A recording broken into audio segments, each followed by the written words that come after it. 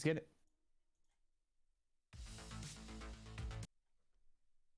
All right, welcome back, ladies and gentlemen, to the final day of qualifying for North America. These 24 teams have been battling it out over the past 3 weeks to determine which top 9 will move on to face EU in the official NA versus EU Showdown, brought to you by Main Gaming.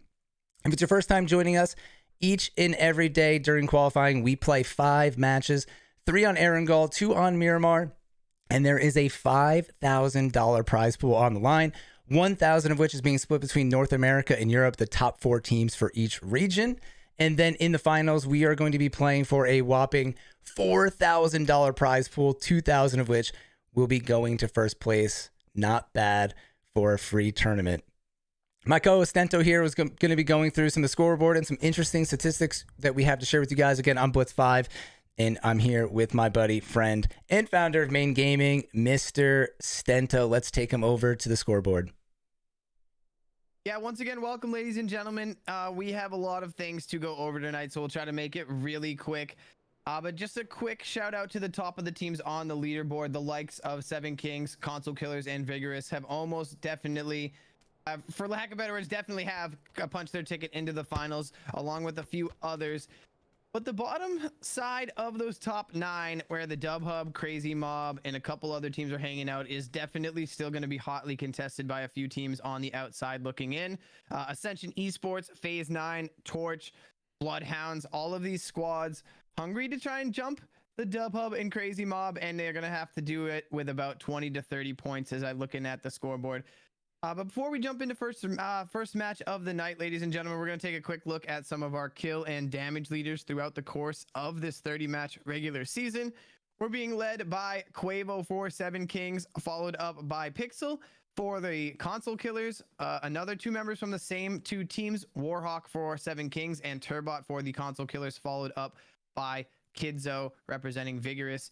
And switching over to our damage stats, a lot of the same names, Pixel leading the way, then Prodigy, Warhawk, Tacticals, and Hobie bringing up the rear in 5th. Another interesting stat we like to do before each match is pick a couple of teams and really show you a good comparison about them tonight. We've chosen Vigorous, one of our top 3 teams, versus Phase 9, who's about in 11th place. They need about 20 to 30 points to make up to get into the top 9 here. But as you can see, just a comparison between one of our top teams and one of our qualifying teams here. A big gap in the kills, 170 versus 80 for Phase 9. The damage heavily in the favor of Vigorous here, 30,000 towards 16,000. And this is where things even out a little bit. Average placement for Phase 9, 8th versus 6th, and average point 5 versus 11. And our final stat that we like to go over before we jump into our match 1 of the evening is our MVP. One special player has been fragging out harder than the rest, and his name is Warhawk for the Seven Kings. You can see the chart to the right. He's a very even player, getting it done on the teammate, survivor, utility, finisher, and attacking side. Only needs to pick it up on the stealing other kills from other teams aspect there. But really well done job from Warhawk here. And I'm sure he's got a couple players chasing him for that title by the end of tonight. But Blitz, enough chit chat, enough stats. We're dropping in on our first match of the evening. There is so much on the line here tonight, ladies and gentlemen, and we've got the top teams in NA battling it out for the top 9 spots to go face EU in the finals. Whew, Blitz, we're gonna have fun tonight, huh? Dude, well done, Stento. You've been killing it on the casting side. So big shout out to Stento here. That's a lot of words per minute we've been saying, and we've had a joke that this has been a blast. It's been really fun, but it's been a lot of games here. 60 games, 30 between NA, or 30 for NA, 30 for EU. EU came to an end last night. NA coming to an end tonight. And I think the storyline for NA is that there are some big name teams here in the competitive scene that may not make the top 8, when for Europe, it seems like kind of all the top teams made it, Stento. And we thought we were going to see a team shake it up last night. They ended up not being able to kind of make it into the top 8 mix. So the storyline for NA is a little bit interesting because some of these teams might not make it in. So I'm really curious to see how it goes. You know, we're finally here in the last 5 games. And also a different dynamic for NA is that some of the teams aren't playing like I showed in the very beginning.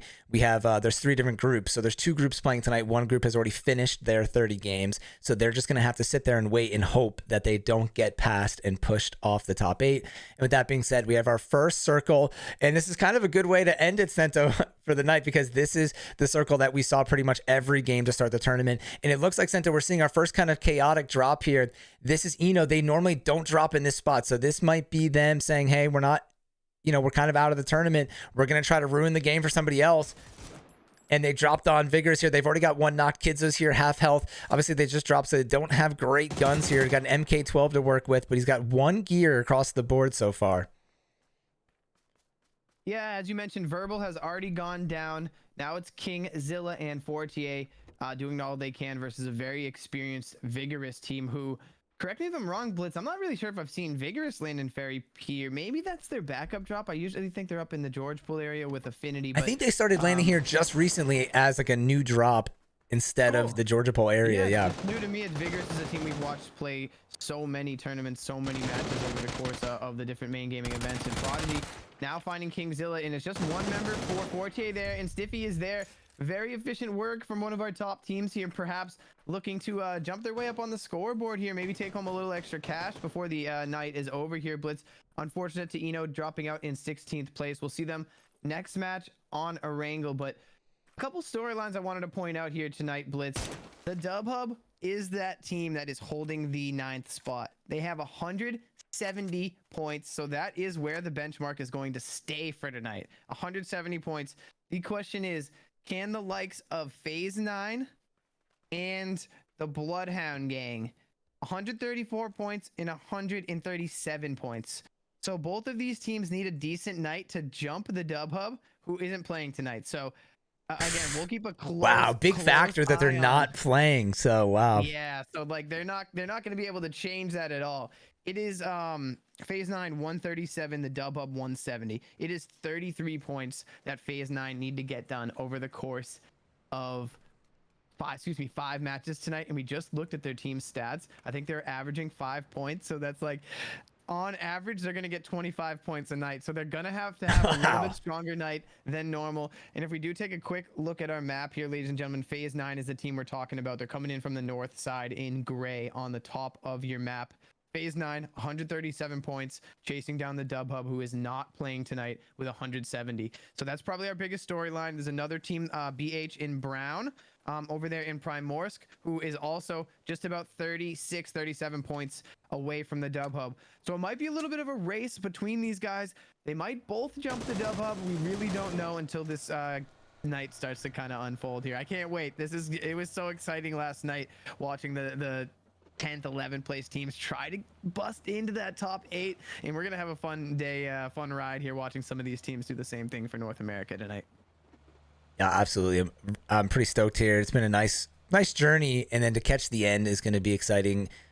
Crazy Mob here moving up, might be crashing into Abnormal on accident here. It's just Bliv actually. Abnormal's going to spin out and get the Crazy Mob. I have to check, but I think Crazy Mob is actually on the lower portion of the top 8, so they probably are okay. But if they have if they had a terrible night, I think there is a slight chance they could fall out, but it would be pretty difficult for them to do that. Yeah, the Crazy Mob is pretty close to the Dub Hub. Again, the main thing is that Crazy Mob in 8th place are playing tonight. Dub Hub in 9th place are sitting on the sidelines, kind of just fingers crossed, hoping that it falls in their favor. Again, if Crazy Mob had a really bad night, they definitely have the ability to get jumped from BH and FaZe 9. So they do need to put up points tonight. This is not some sort of a free ride for the Crazy Mob into the finals. They need points tonight for sure. Yeah, at least they can kind of control their fate tonight by playing. 7 Kings rotating here. GE just rotated above. 7 Kings going right past the normal as we kind of take an aerial view. Some shots going across. RR's taking this spot across the way. GE just behind them, you can see on the mini map.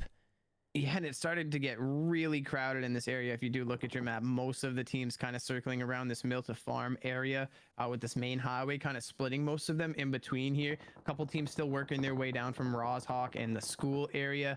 But this is where the action is most likely going to take place. A couple teams still rotating through. Silvers for RR not going to connect on anything there, unfortunately, but a little bit of early game spray. RR in a very good spot here. Unfortunately, I don't think they have the ability to jump into our top 9. But this RR squad, a veteran team in there you go. Some players are getting knocked, I think, on rotation there from GE. It looked like some of the 7 Kings picked up those knocks, and Silvers and the rest of RR trying to just steal away those kills right now. Picking up 1 right now was Silvers. Yeah, and while 30 games is a great sample size, it's definitely not the only kind of measurement of these teams, right? Because I think if you did this a bunch of times over and over again, I think of, you know, RR would probably make it in to that, because you can see some of their shots there. We know we've watched this team improve a lot. They're kind of like a team, to me, it's similar, like an earlier CK. They kind of have similar vibes as that team, and we've seen CK really pick it up and step it up in a lot of the games. Yeah, it's interesting. I think this RR roster might be a little bit different. Because I agree with you. During some of our weekly series, these guys were competing for top 3 spots a couple times, and maybe even placed a couple times. So we were getting really used to seeing them end game, seeing them pop off a little bit. But we really never saw them do much in this tournament. So whether that's the roster change, whether that's just, again, 30 games goes by really quickly. We said it's a lot, but it happens really fast. And yeah, we just never really got a good look at this RR squad throughout the course of this tournament here. But right now they're in a really good spot. Something happened on my kill feed that I wanted to just bring to your attention. BH, one of our teams on the outside chasing the dub hub right now, lost 1 member. As you can see, they're rotating around Pochinki right now, 3 deep in a probably got hit by Vigorous there, I guess. Yeah, Vigorous hit them up and took out Muerte. But again, this is one of our main storylines here. The Bloodhounds need to pick up 36 points on the dub hub, who is not playing today. So we'll keep you guys very informed on the storylines, on the scoreboard developments, and again, there's a lot to keep an eye on here, and a lot of different storylines that can develop here throughout the course of the evening. We'll tap on the TDT, rotating towards the water circle now. Milta is still center. It's really too early to tell where this one's gonna go. Interesting first zone today. We'll tap into this rotation on the side, but we got to pay attention to Bloodhound. They're still kind of hanging outside the circle. Looks like they looted Primorsk, but maybe that wasn't enough, or maybe they're looking for something extra over there. Kind of a weird stop on that side of the zone outside of circle. Ooh, Scar's about to explode. TDT Ken's kind of stuck. Uses a little maneuver through the car to avoid it. Not that would have been a huge deal, but it would have been pretty silly to get knocked there in the middle of nowhere by your teammate's car. Sento, any verdict on the esports rules? Are we going to see the new mortars that were allowed into esports with this update, or has that been removed, or no word on that yet? Yeah, that's not something that we have the ability to remove right now. So that's a great point to bring up. We had a PUBG update today, ladies and gentlemen. The esports and ranked side of things got some additions. Mortars, blue zone nades, and a couple other things are now available. So if you see some mortars launching off, don't be alarmed. That is now something that can happen in professional PUBG esports. And I think it's new for a lot of people. I think it's kind of up in the air for a lot of people, kind of not approved really by some of the pro players I've been seeing both on the PC scene and here on console. But yes, yeah, you know where this plays a really big part that I just want to mention as we see this circle pop. And wow, big shift. I don't think anybody expected this to go all the way back west. All of the teams were kind of lined up center to the east. So now the likes of SSG, GE, Winter Circle are going to have to kind of big rotation here, including Vigorous and RMV, who were on the other side of the island. But just really quick, because I've seen this coming out, because a team in PC lost their qualifying because of the mortars. And what this is really big for is for moments where the game goes to areas like this, Stento, and teams crash these kind of bunkers. Obviously, this isn't in the zone, but a good team with a mortar could easily take out another team that's holding this spot in the ridge that previously wouldn't be able to get hit. So that's one of those things where you might be thinking, oh, mortars, they suck. There's no point. It's really hard to use them. But because you hold the compound for so long in competitive play, right, there's sometimes where there's minutes where you're just sitting in a compound. You could take that time, set up the mortar, right to where they're hiding in that kind of dip. There's so many dips people play in FBP and take a team out and could potentially ruin their game. So I want to see if any teams will try that. Yeah, it'll be very interesting to see. Again, I don't think it's something that was really met with open arms in the pro scene right now. So I'm curious if it's something that will stay. But for now, it's here. That's all. It's an odd addition, Sento. I personally don't like it. It just kind of takes apart, that potential for so many areas to be played. It's definitely a weird addition. Mm-hmm.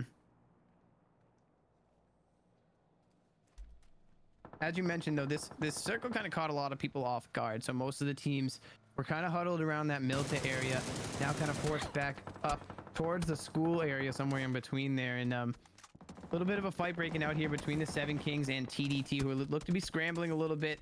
There's all sorts of chasers flying overhead from the third party of Winner's Circle right now. So the 3-man for the Seven Kings still picking up kills through all this. However, they've got 2-3 kills onto TDT here, thirsting those out right now. An unfortunate rotation there for TDT. And looks like Seven Kings are going to be comfortable here for now, but again, just on the edge of zone right now. Vigorous looks like they've made it across the water. Excuse me here for the camera getting stuck underwater. They've made it to kind of shark tooth compound. Some people call it shark tooth or shark fin, and now they're looking for probably a vehicle here to head in a little bit more into land. They have 4 kills. I don't know where that came from. I think they got, as you mentioned, that rotation from the Bloodhounds, but I'm not sure where the remaining... oh, that's right, Eno. That's right, Eno. We saw that. That's right. That's right. We watched that. That's right. That was Eno. Winner Circle getting pretty close to 7 Kings here. Yeah, this would be an interesting fight. A very difficult ridge to kind of play from the top down onto, but when you got Jolly with a nice angle taking down Quavo there, it's going to make it a little bit easier here. Now Bougie has spotted Forp there. It's going to try and nade after missing a little bit of spray. It looks like Forp's going to get into that buggy and kind of book on out of here. So yeah, Thirst comes down on Quavo. Winner Circle is our 5th place team. Again, 7 Kings are currently in There's first still another place. 7 Kings member in the grass there, Blitz. I don't think Bougie has any idea. He has no clue. There is I think Warhawk is in the grass right beside him.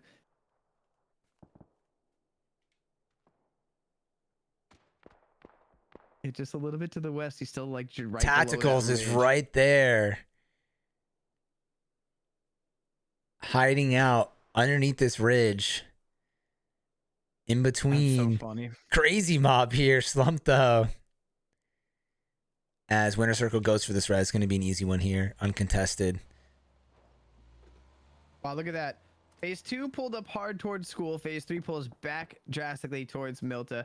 A couple of those teams in the center there, ABN and RR, are going to be really happy about this. It's getting a little bit crowded in the farm area here. About 4 teams kind of hanging out on the southeast.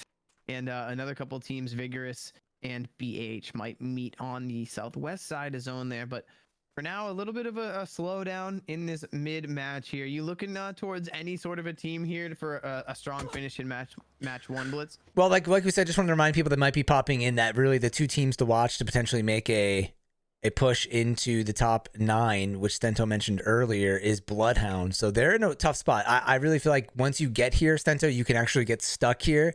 This is one of those spots that to me is always like a last ditch effort kind of place, and if you don't have a vehicle, it's just really easy. I mean, look at this open field. If you played PUBG, you probably died in this zone, which is just very hard to manage. There's not a lot of hard cover here, really open. So they're on that side dealing with that. And then we have P9, who to me is in a little bit of a better spot. Looks like they might be getting a care package here at Shelter. I think this care package is still available. We'll kind of zoom here just to take a look. It's an MG3, not the best weapon you're going to get, but at least they'll get that gear.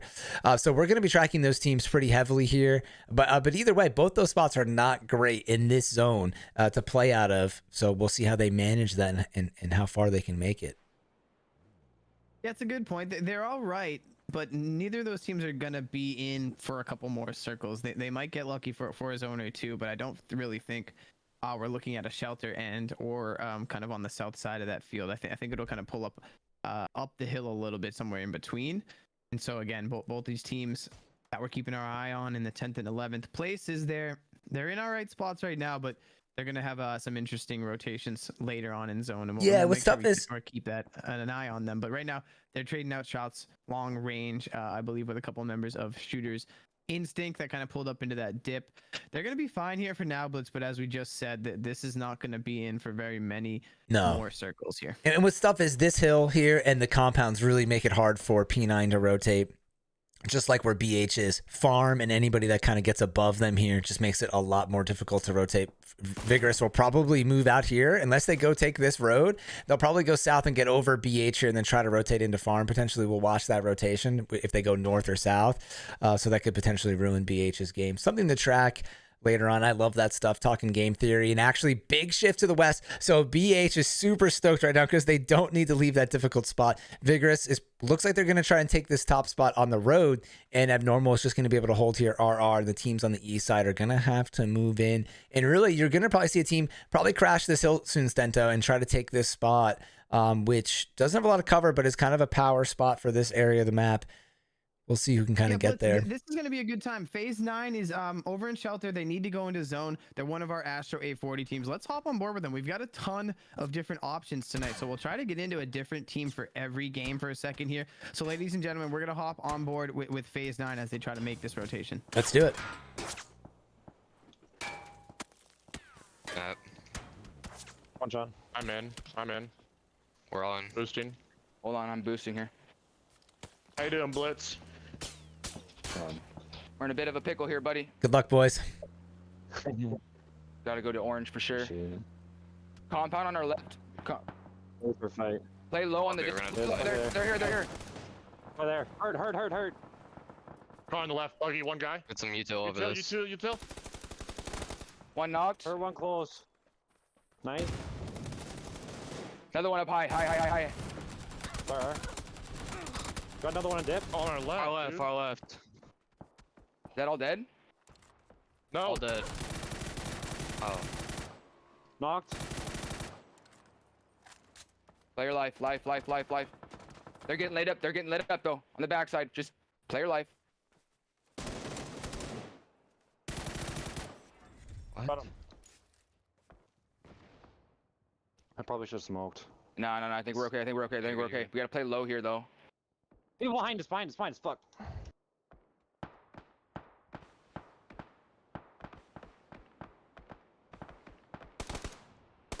Yo, play for the res. They're so far. You can't play the compound. But you guys have to keep smoking yourself to the right. Let's see, where they at? They're still across the street, so they have to run to you. Oh, they're close. They were like at shaft. They're on the tent. That side's 2-man at most. Left side. One up. You're up, wagon. Heal. In the smoke.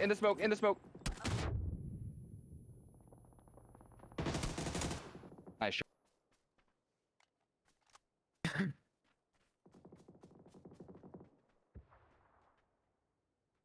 All right, Sento, we're back here.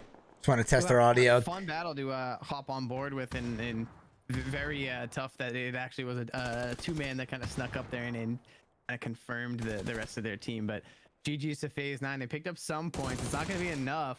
You know, they need to average something like 6-7 points a game, and I think that was just 4 for them. So a very interesting time to kind of jump on board there. Yeah, at least it was a start. They had some good fights, 1v1. What really hurt them, Sento, is one of the members on the left got a double kill on them, and they weren't calling that out fast enough. They actually had an improper or incorrect call out. They thought everybody was dead for some reason pretty early on into the fight. But what I will say is that they did a really good job of kind of assisting each other, helping them kind of decide what to do with so many things happening. So a lot of communication coming in, which I personally like to hear. The more communication in these kind of situations, the better. I'm all for it. So I like to hear that. So big shout out to Phase 9. And the first team to try and talk to me as I entered the lobby, which is great. They just said hello, but it was funny. Yeah, that's awesome. And right at the end there, we saw Winner Circle. Who were they catching there, Sento? Because I was kind of still adjusting back from the audio listening. And look at this, Tacticals again. He's just been hiding out behind some teams today. Actually, it's Winner Circle both times. Yeah, Winter Circle just fought somebody. I'm not sure who they kind of combed through on this side of zone, but Tactical's so funny on the backside here. Looks like Crazy Mom picking up some kills onto TXC. Yeah, they're kind of battling. Action going on there. I love this attack just kind of working in on the edge here. He's got 2 nades, so I feel like this is one of those moments where I would throw a nade straight up and then cook the second one and then just let it rip. I mean, why not go for it? I wonder what his approach is going to be. Also, I feel so bad for Winter Circle right now. They definitely think this backside's clear. It's just a matter of if they spot him, how clean. Oh, did he get spotted from abnormal? I think he did. Oh my god. Oh, it's GE Solar. He doesn't even have a chance to do it. They're gonna be like, what? I wonder if they'll even notice that he died right there. That's incredible, Stento. We're gonna come in late here. TXC's Toxic fighting with the Crazy Mob. It's just Droppa and Problems left. Also, Stento, I don't know if you noticed it. One of the teams that was pushing Phase 9 when they were getting for that revive, they had the Blue Zone nade. So my first Blue Zone spot in a competitive match coming in there. Right into the smoke. That was awesome. And Blue Zones, I think it's fair to say, are not great in most cases, but there is a use case for them, especially for buildings and certain situations, right? So there will be a time and a place, but I think overall, like Mollies and Frags will probably still rank supreme in people's inventory. We just switched the Droppa. He gets hit with a nade. Speaking of the devil, Problems got to figure out what they're going to do. Again, Crazy Mob is our 8th place team. Toxic was 7th place or is 7th place. We're about to see a circle shift right here. Vigorous still alive on the top spot. And Abnormal here just got a lucky break medal, I think, Stento, being in all these circles back to back to back. Yeah, Abnormal's definitely sitting pretty up there. They've got some of the last hard cover in what's going to be a very difficult zone. Look where Winter Circle is pulling up. Kind of at the base of where the hill starts to go up and and where it plateaus here. They got a little bit of a dip. They pulled their car up. They're just going to kind of four-man this area. Kofry's got a FAMAS, excuse me. And it looks like lots of kills starting to trade out. BH and Vigorous trading out a couple of knocks. And Winter Circle might be here a little too early. I mean, if they have a lot of smokes, they can hold that, but there's not a lot of cover there. So there's just a couple trees. Yeah, and if Problems kind of as a solo gets a little bit of an angle here, eventually might be the biggest kind of pain in the side for these guys here. But right now, can't really see too much, and he's got limited real estate to work with as Blue's kind of forcing him in. He's using all he's got. He's got this hard shack now. Oh, it does look like BH picked up that kill onto Noxy, so Vigorous one down at least, and a big point. Every point is going to be huge for the Bloodhounds tonight, as they're once again 34 points, I believe, back from the Dub Hub, who is not playing tonight. So all eyes are going to be on CH and Phase 9 throughout the course of the evening right now, but tons of shots just whizzing past Problems, breaking down the shack. And there you go. One of the members of Winter Circle actually gets knocked from Prodigy for Vigorous. So this might be a little bit of an opening for Crazy Mob here. He still needs to pay attention to his south side as Toxic is coming out of that farm area with the blue in just a few moments. Problem seems to realize that he's paying attention to that south side right now. And lots of trades going out between Vigorous and Winter Circle, which is allow other teams in the kill feed, BH mainly, ABN as well, now picking up some of those thirsts. So lots of teams putting points on the board here from the edge, while certain teams kind of scrap it up in the middle, mainly Winter Circle in a really tough spot where they pulled up. They've only lost one member though. They've got 8 kills, so this is a solid start for them right now. Kind of just spraying out in every direction, doing all they can from a center spot. Yeah, this is really hectic, but they're doing a good job staying here. Crazy Mob being really smart, playing really, really slow there with the smokes. This zone comes in very slow, Phase 6 right now. Is that the last member of Vigorous? I guess they've been kind of whittled down to just Stiffy here on the top side. 25 minutes in, this is a lot of broken teams here because we have 14 alive, 6 teams, but Crazy Mob eliminated there, down to 6 teams. Yeah, most of these teams are a 2 or a 3-man here. And Blitz, you want to actually do me a favor? BH is on the edge. They're in a very interesting spot. Winter Circle kind of gatekeeping them here. But yeah, on our southwest side, this is one of our 10th place, 11th place team, I believe, trying to find their way into the top 9 tonight. And a very interesting edge spot here. And there you go. Salad's going to take down Triple OG, who was trying to play a little bit of a spoiler. And these are all big points. They're already into the top 5. They've already got 3 kills here, Blitz. So And look a at the solid foldable start shield for BH.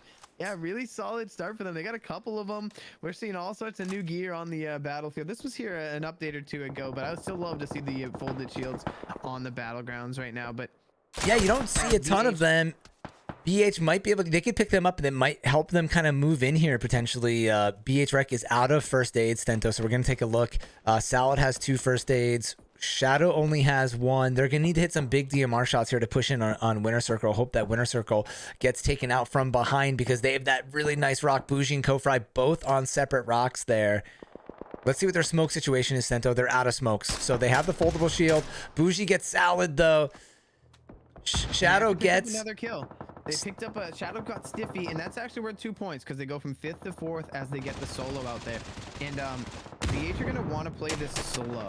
If they can eliminate one more solo. Rec just got Bougie with a heady. Rec.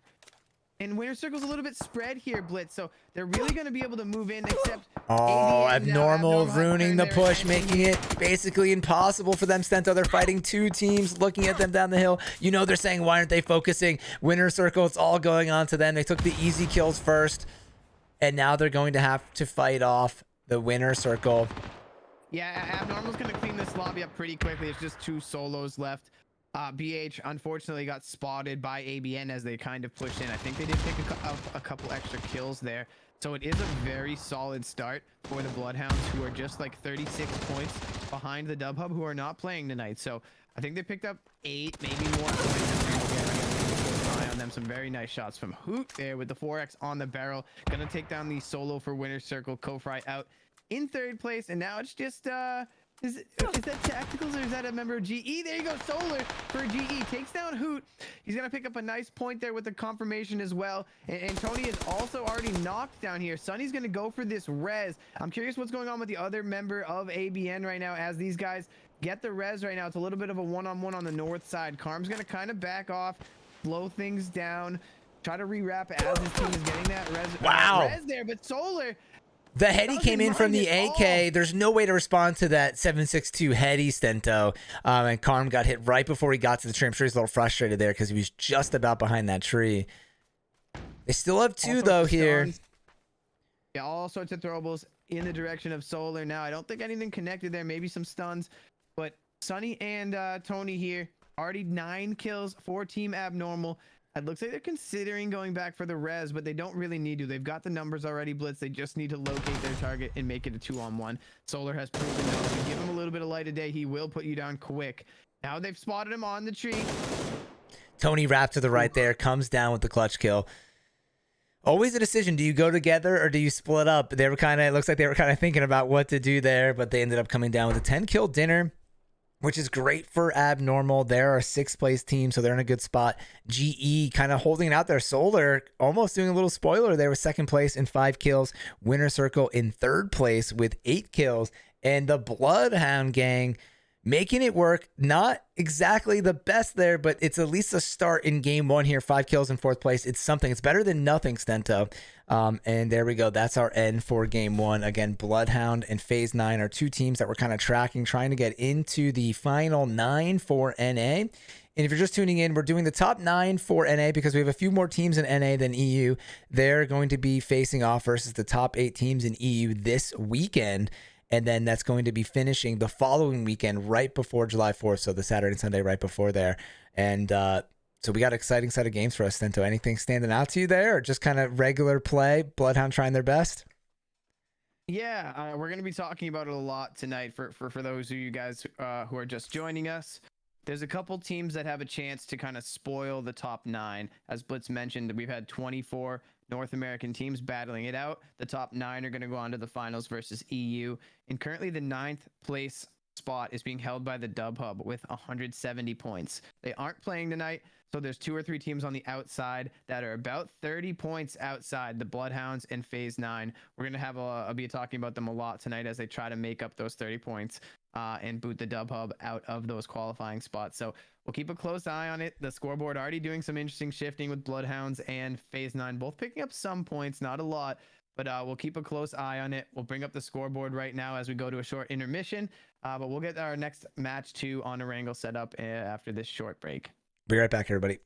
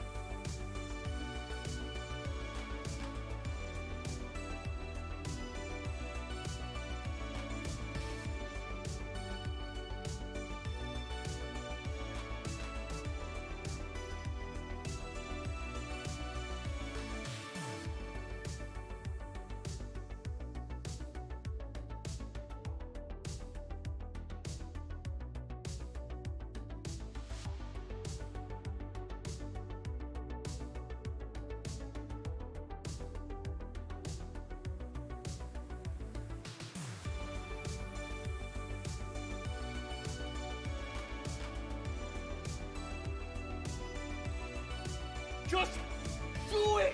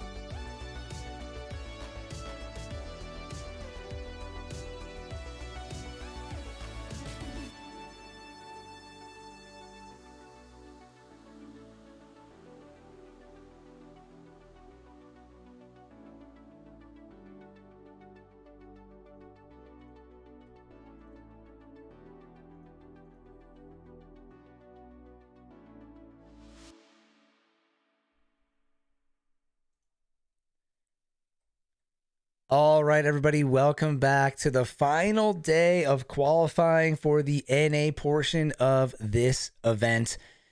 As I mentioned earlier, if you're just tuning in, we've had these 24 teams battling it out over the past 3 weeks to determine the top 9 teams who will go on to play the top 8 teams in the EU in the official NA versus EU Showdown, brought to you by Main Gaming. Really exciting event for us. It's been a blast so far. If you missed it, the tournament structure is that we are giving away $5,000, $1,000 of which is being split between NA and Europe at the end of the regular season, which is right now. Europe finished yesterday. NA is finishing tonight, so the top 4 teams will be splitting $500 on both regions there. And then once we get over to the finals, we are going to be giving away $4,000, $2,000 of which is going to first place. An amazing prize pool here for a free to enter tournament, and just a lot of fun along the way. And again, each and every night of qualifying so far, we were playing these 5 maps, 3 Erangels, 2 on Miramar, and then for the finals, which is going to be taking place this weekend and the following weekend, we are going to be doing 6 matches. We're going to be adding an additional Erangel to the back of the field here to be its 6th and final match. And as we get into game 2, we'll show the playing path. Once the leaderboards update, we'll show where the teams have moved. It's going to be another 5 to 10 minutes until that update. So for now, we'll just get into this game and chat a little bit about the previous one. But thank you guys for being here. I'm Blitz5. We're currently hosting this on my channel, Blitz5 and Friends. I'm here with my buddy and co-host, Mr. Stento. And yeah, I hope you guys, as Stento says, grab your popcorn, maybe have an adult beverage or an apple juice, whatever floats your boat. And just enjoy the fun. I mean, the games have just been absolutely incredible so far, and NA has been really showing up to be, to provide a lot of entertainment. Yeah, absolutely. And there's still some unfinished business here. I know sometimes the end of tournaments, the end of regular seasons can kind of not mean anything, but there are several things on the line here. Some teams will be going on. Some teams are going to be going home. There are several teams that are trying to bump their way up in the top 4 and take home a little bit of extra regular season prize money. So we'll keep an eye on it. On all of it. We'll update you guys as we go. But match 2 has started, Blitz. The plane path from Stalber down to military base.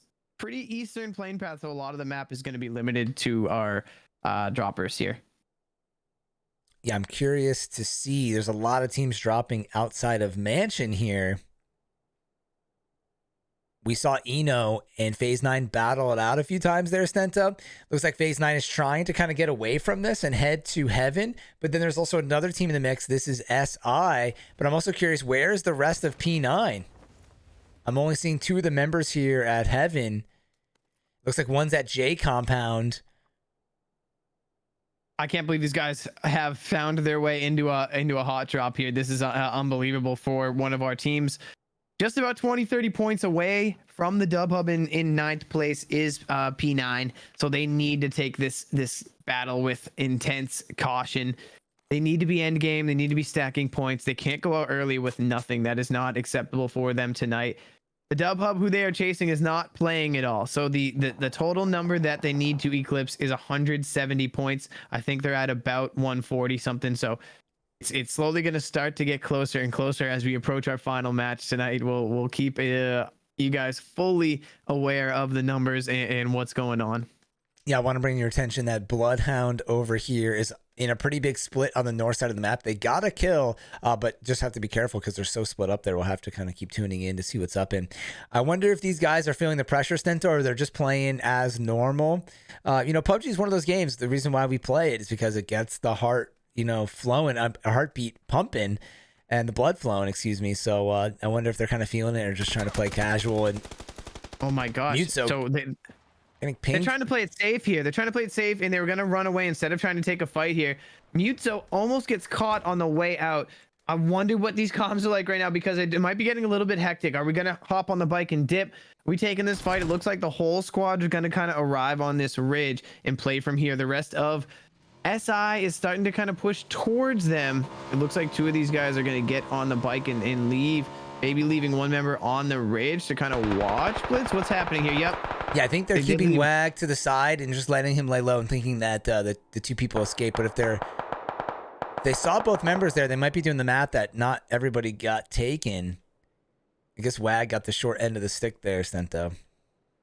Yeah, I'm curious if they are planning on coming back for him or not, but SI is still pretty comfortable here as a 3-man. Just I don't know if they're fully aware that WAG is still here. They kind of look a little bit suspicious. Just got to be careful while you're scouring those ridges there, because it's pretty tough to have any idea or eyesight on WAG, who's kind of just laying low on that ridge there. But some passerbys here on the southwest side. Panda trying to get an eye on them. Not going to be able to lay down too many shots, but these guys are all in really good zone here, and looks like, oh, we can go back to where we were, but someone's pulling back up for P9, and they're hearing that, but I think they're gonna pick up WAG and get out of there. Yeah, okay, so this is never really boiled into anything, and it looks like SI have spotted another team over there. Well, they got Eno who dropped that mansion, and that's why P9 moved off. I'm surprised P9 even went to go back here, because they kept getting dropped on by Eno. But I think in game 1, since Eno went to Ferry Pier, maybe they thought it would be safe to land here, but Eno's definitely, switching it up. I think Phase 9 should completely switch their drop next time they play on Erangel here, which will be the final match, because they're definitely getting chased down by Eno. Yeah, that's a great point, man. Again, I can't really stop thinking about Phase 9 and BH, because this is just main story of the evening right now. Can the Dub Hub hold on to their 9th place spot? Can Crazy Mob hang out in the area as well? And that's what I'm going to be bringing up over and over again tonight. Phase 9 BH, Phase 9 BH. Maybe a little bit of Vigorous. Can Vigorous jump Console Killers in 2nd place? That's possible. They're about 40 points back right now, so we know Vigorous is capable of stacking some decent points. So we might see Console Killers drop from 2nd to 3rd. Which in the grand scheme of things is a pretty decent drop here from $150 to $50. Yeah, sorry, Stento was just dealing with some stuff on the production side here, so I got a little sidetracked. But we have our circle centered up on the Milta east side again, another east zone, really centered up on prison, I should say, for the most part. Winter Circle getting their first care package. Let's take a look at what they're getting. P90 there for Shanks. Kind of missed it before because Bloodhound was pushing this compound and Vigorous was there. Vigorous now might be pulling up on P9 and they get a drive-by kill. Kidzo onto Mutso. Is Vigorous going to keep going? This is really important for Phase 9.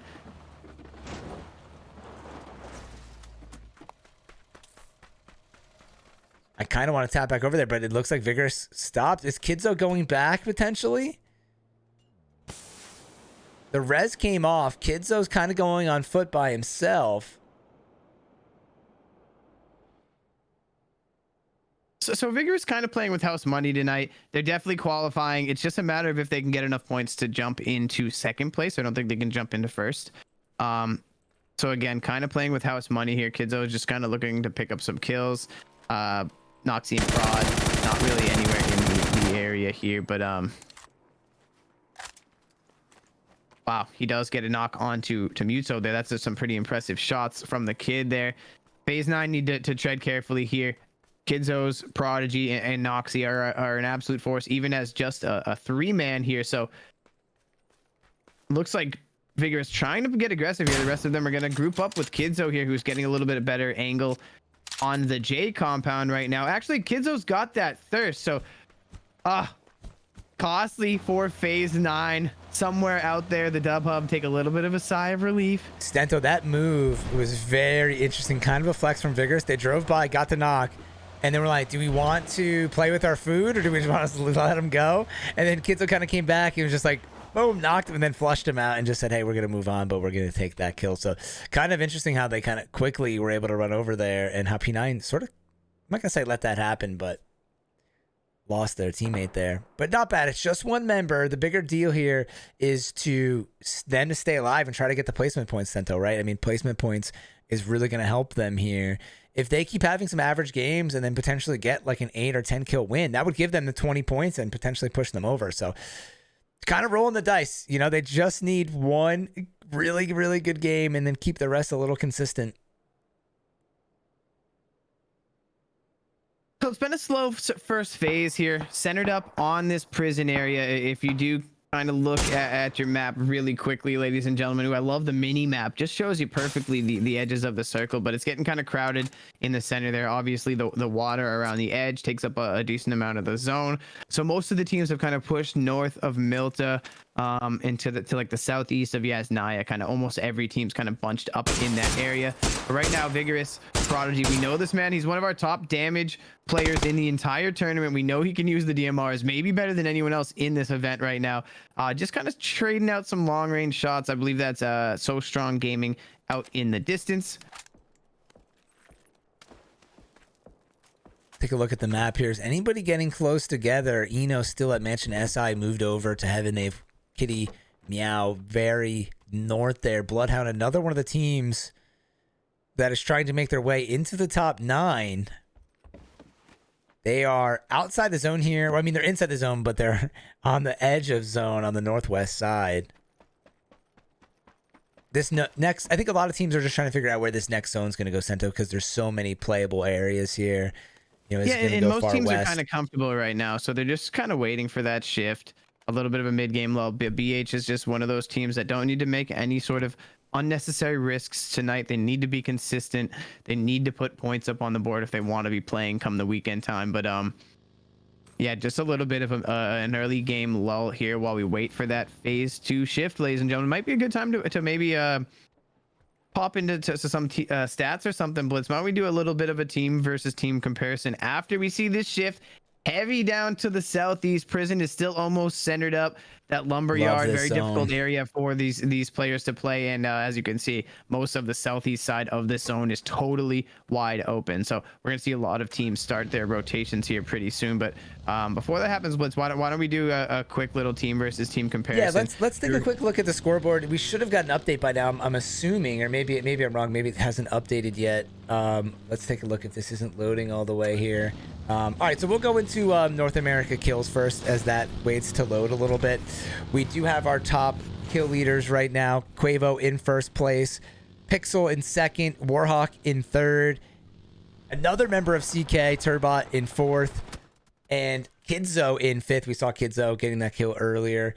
And then we also have some damage stuff. Obviously going to be some similar players here. Pixel, Prodigy, Warhawk, Tacticals, and AFI. AFI who's not playing tonight, I don't think. And then our head-to-head matchup, Sento. Why don't you mention this? Because you kind of were following these teams in the leaderboards. Yeah, I just kind of, it might look like there's a serious discrepancy between some of these teams, but it's just something I like to point out. Vigorous is a squad that's been together for a very long time. Phase 9 plays a lot of competition. I'm fairly unfamiliar with most of their roster, but they are, you know, somewhat of a veteran team. But Vigorous, you know, has been here even longer. It just kind of goes to show you, Vigorous are our second place team right now, 170 kills. Phase 9 is in 10th, 11th, trying to jump into that 9th place qualification. They're one of our main stories tonight. That's why we're kind of looking at this. They've got 80 kills throughout the course of this regular season.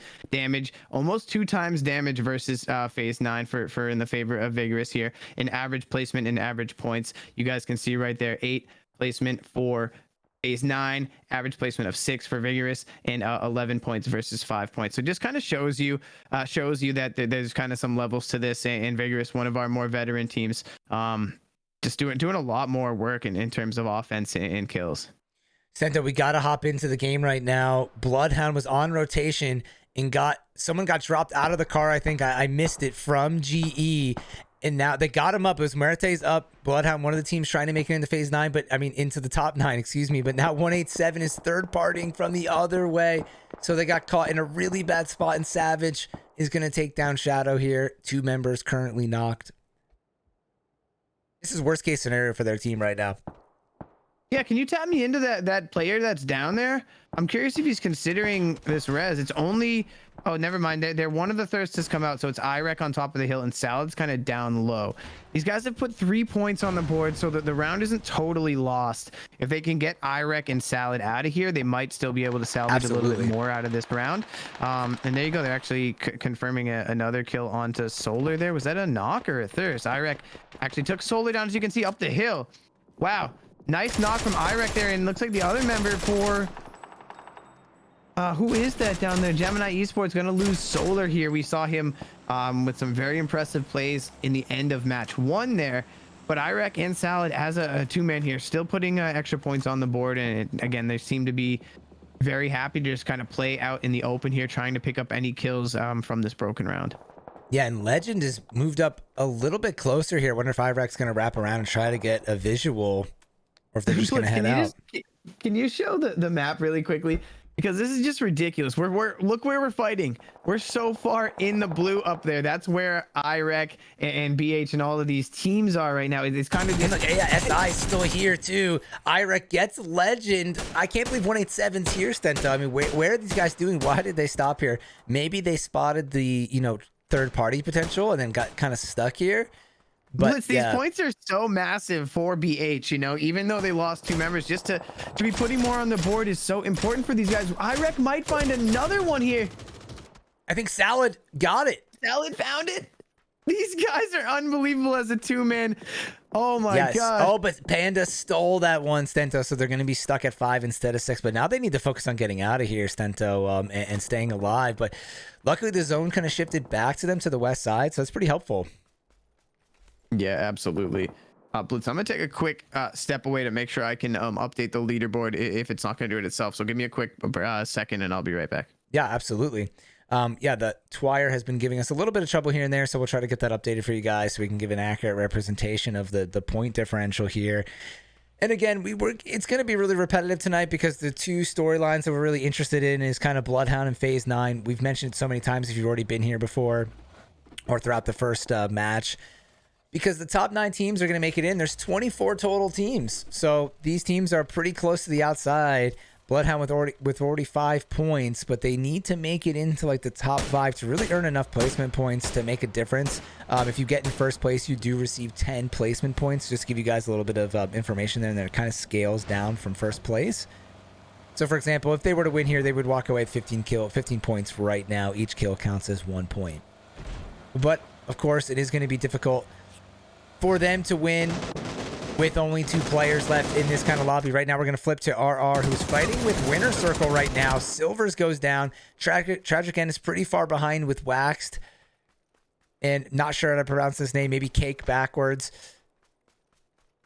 They're pretty far off, so they might be debating just pushing away from Winner Circle right now, or maybe just sending it.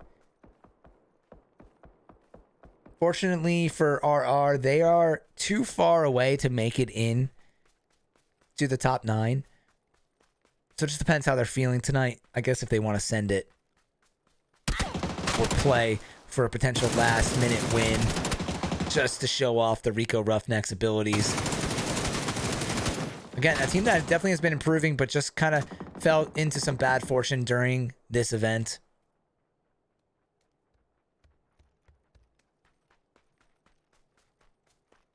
Winner Circle right now is kind of on the hunt. We're going to tap into Shank's perspective. He's got a P90. He just missed Tragic, and I think he just caught him jumping behind this ridge. Some shots coming in from his teammate from behind there. 2 members left for RR. Wax actually just got a molly onto Bougie. P90, one of my favorite close range weapons right now. Some people don't love this gun, but I definitely enjoy using this thing. Catches him with a little peek spam there. Comes down with the dub. Toxic now trying to rotate into the bottom of the map. Crazy Mob is already here. This circle is actually kind of toxic in my opinion, so maybe it's perfect for the Toxic team, but this circle around the lumber area in prison is just so difficult in my opinion. So many places for people to kind of be hiding out in. Also, if you're kind of up top, you have such good sight lines, and then there's just areas with tons of trees and that's it. So there's just some lack of cover potential, especially by prison. So many third party, fourth party things going on here. And actually we have to tap in. I think we might have missed it. I'm sorry guys, as I'm here holding this down. We just saw the last member of P9 get eliminated again. So not the game they were looking for. P9 is also kind of battling out with the Bloodhounds to make it into the finals. They kind of got caught there. Not a great spot. I know this sounds silly, but because I'm a huge fan of PUBG and competitive play and playing ranked and stuff, there's just so many areas in the maps that you kind of, as you play the game, you kind of learn that like this area sucks to be in. You know, every time we're here, we die. There's not a lot of cover. And that's why you kind of see, if you almost just study the top teams and track where they go, they pick some of the best spots. And I've actually used those in my games, especially even on the PC side. You see, for example, some of the top team Sonics, they always go to this certain compound or this certain area of the map in this zone. And if you remember those little tidbits and take it into your game, you know, there's reasons why they go there. And Iraq there getting a nice AK kill onto GE. And little do they know this whole area is clear for them. So they're going to have a nice entry into the circle. There's 7 teams up. A lot of people being eliminated early here in game 2. Again, this is the last day of qualifying for NA, as the title of the stream suggests. We're getting close to the 19-minute mark here. And I guess we'll kind of pay attention to the bottom side of this circle because that's where all the teams are. I'm back here, Blitz, but our scoreboard has finally been updated. I'm not sure if that was working for us, but if we do want to try to take a quick look at it before this south side pops off on the wood yard. Take a quick look. Again, we're going to be looking at the bottom side of the left side here is what you guys want to pay attention to. So Bloodhounds have pushed up from the right to left side. So now they're in 11th. I think they were in 13th. Ascension Esports and Main Gaming on the top right are not playing. So they just passed them. They're at 143. Phase 9 at 142. So they still got a little bit of ways to go. 27 points there and 28 respectively for both teams. I'm doing my math right.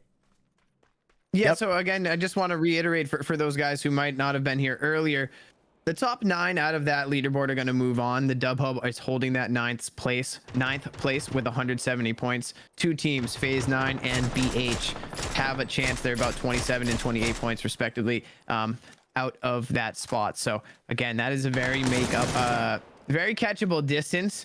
But it's also a very potatoable distance. If you just die early a couple times and then you've only got a game or 2 left, it's very hard to pick up almost 30 points in a game or 2. So they're going to need consistency throughout the rest of the night. But currently, we're on board with TXC. They've lost 1 member, Himothy, but they do have 4 kills already, Blitz. And I'm going to be all over this tonight. This is another one of our Astro A40 listening teams. I want to get into their perspective before we see this fight break out. You want to hop in? I'm Yeah, down. Let's do it. We're heading in. I just shit on one. Back to the rock. They're going like up here. Yeah, they're up top. Yeah, quick rose. One's on the rock here, right, Alex? We almost, That's I don't know. Like have to play into the bowl. We have to go Unless low we can left now. Just start smoking immediately on the south, and we got to wrap the way it did. Oh, if you can get a knock, He's bro, on that rock to your right, Onyx. Straight through the tree line right there. Is Pro still up? Huge. Boss knock. Holy nades, bro. Hold up. Where'd you knock Hang him on, out? Onyx at the rock, Onyx. Nice. Yo, You knocked in the first smoke trail or what? I'm, In the house, Onyx.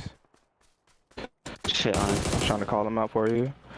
should be in smoke, TJ. Getting res on bot. Re-knock. One up, boys. Wait for the res, oh. He's probably gonna play maybe fucked my up, side. bro. Don't worry about it, I've got it. TJ hears him. Low left, TJ. Good shit, bro. Shit, TJ. I thought you Yeah, heard me, Onyx. but I got a lot of Had to shit call going him on. I for had you. one guy in front of me. I saw him peek me. I knew he was behind me, but I'm 10 HP at that point. A fucking slap on my I don't ass see kills anything on me. your west. I You ripped got probably people fucking his rotating head from off. me still. Like 55 for me. That laser glove, bro. Yeah, good shit. Thank you. 10 up, bro. So.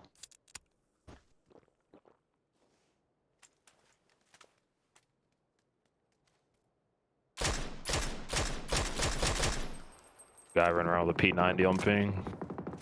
That should be WC. Might have been him. Yeah, that was- Yeah, that's WC.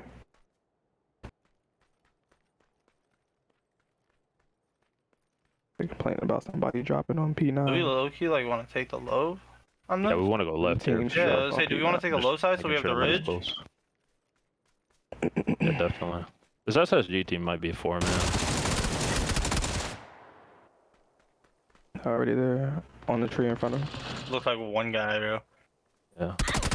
He was just maybe not. Nah. They'll just spread. They're already set They'll up just there. spread. This kid was just sitting on a tree. They kill right, Where's bro. he at? Right, bro. No point He around. was that on my whole ping. thing. I didn't see him.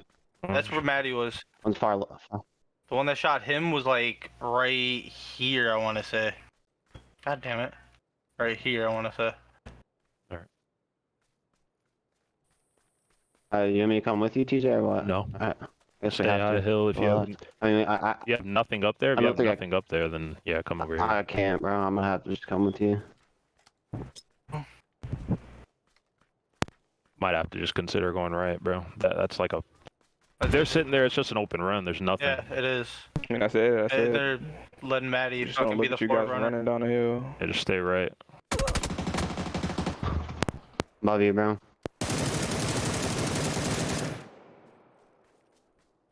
Hard right, dude.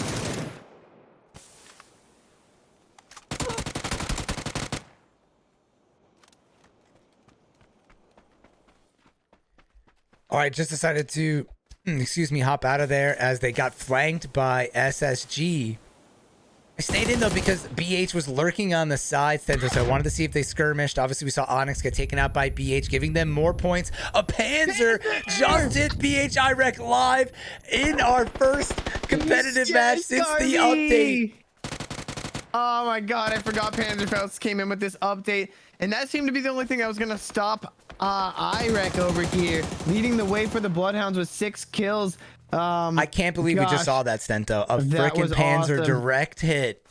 I'm so thankful. That was fantastic.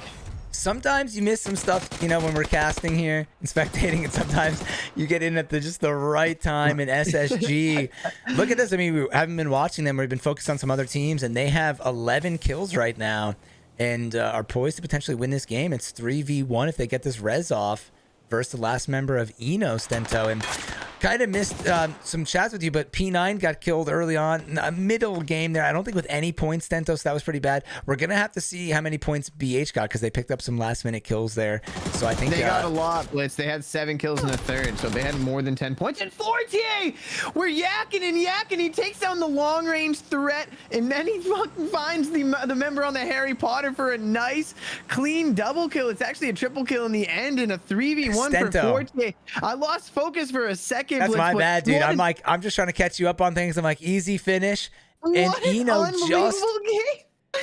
And that's their second time doing that, Stento. They did that back earlier in the compound. I mean, earlier Like in the tournament on Miramar. So sorry about that, guys. We missed it. I just thought that was pretty much a wrap, but that's why you don't count your eggs until they hatch. Eno in first place, and that was the only 3 kills of the game, Stento. I mean, how does that happen? That's absolutely insane. SSG in second place with, I think, 11 kills there from them. And then BH in third. Stento mentioned it with 7 total kills. Toxic in fourth there with a handful of kills as well, which is pretty nice for them. And Stento, let's say hello to everybody after game 2. That ended up being absolutely insane. We might have to reset it once again, but honestly, that was just way more crazy than I thought. Again, we're in the final round of qualifying for NA. So a bunch of teams have already kind of solidified their spot. We'll quickly hit the scoreboard just so you guys can see it. I mean, you'll be looking at it during the intermission, but you know, the top 6-7 teams here solidified their spot. It's really just the Dub Hub who is holding on to that 170 place, not playing. So we've been focusing on the teams right below them, and then just craziness happening in that match. So much exciting things happen. Perfect time for the Astro listening, for the comms coming in, BH pulling up there as well, then catching the Panzer, and then the 3-man clutch. If that's not entertaining, I don't know what is for PUBG. Yeah, that was unbelievable. Awesome A40 listening. I wanted to talk about that for a second because when we jumped into that, one of the members of TXC had been knocked. Apologize if my camera's a little framey here, guys. We'll get it fixed during the break. But one of the members of TXC got knocked. And again, one was right there for the revive. And at that point, Onyx, look at my camera. Onyx began to kind of flank around, and he got 2 members, which was like the deciding factor of that whole end game there, because Onyx pushed, got one with the DMR, one a different 1v1 with a nice 4x spray. Yeah.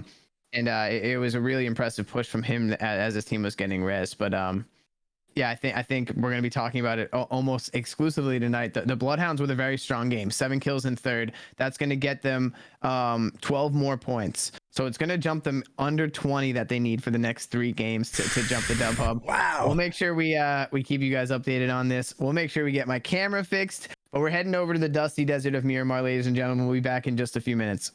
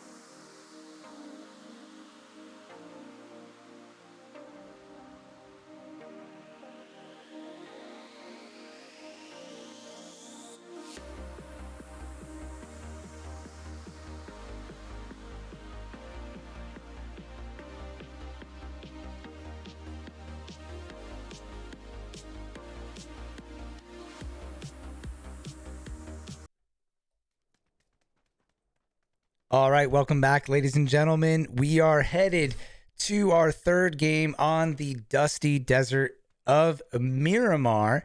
We are in our final day of qualifying for NA. Just to do another kind of intro here for anybody that might be popping in for the first time, thank you guys for joining us tonight. We've had 24 teams competing over the past 3 weeks, and now we will be whittling it down to the top 9 to go ahead and play against the top 8 of EU. You were looking at the scoreboard during the intermission. This is what we have right now. This will be updated probably in the next 5 to 10 minutes as the last game kind of loads in. Currently, we're tracking Team 11 and 12 who are trying to make it into that top 9 because Torch and the Dub Hub are not playing in this round. So they kind of have to sit by and wait. I mean, Torch is already out for sure, but the Dub Hub is that last final team that's still in. So some exciting stuff going on here. And we actually already have the plane path happening for Game 3. Again, I'm Blitz5. Thank you for joining, and my co-host here, founder of Main Gaming, Mr. Stento, with me. And we just had a wild finish on our second game of Erangel. So many things were happening there. It was an absolute blast. So once again, thank you for joining us. Yeah, welcome back, everybody. We're going to be talking about it all night, but we started with 24 teams. After tonight, we're going to be taking the top 9 who will be battling it out this weekend and next weekend versus the EU section. So the main storyline of tonight is, can a couple teams, the Bloodhounds, BH, and Phase 9, P9, catch the Dub Hub?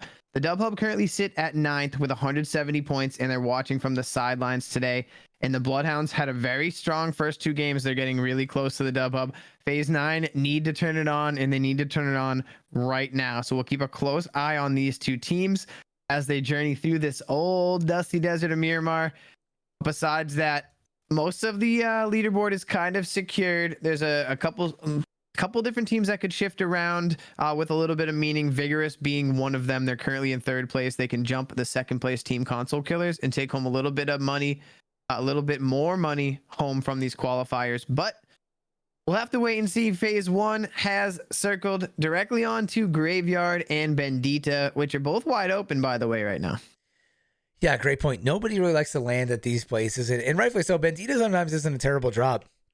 Normally you see people do this split because there's an esports spawn around here, so they'll kind of do this split, which is pretty good. I wanted to point out quickly that Bloodhound originally kind of dropped over here outside of Poza, and they saw GE and kind of headed towards Monte Nuevo, and it's open. So that's a great kind of open spot for them to loot. They also have Shadow here watching from up top in case anyone were to kind of pop up for them. But really, they're in the clear. Other than GE, that's the only team they have to worry about. So once IREC kind of joins the squad, they should be hopefully safe there if you're rooting for Bloodhound, that is. For me, I don't have any affiliation with them. I'm just kind of spectating here.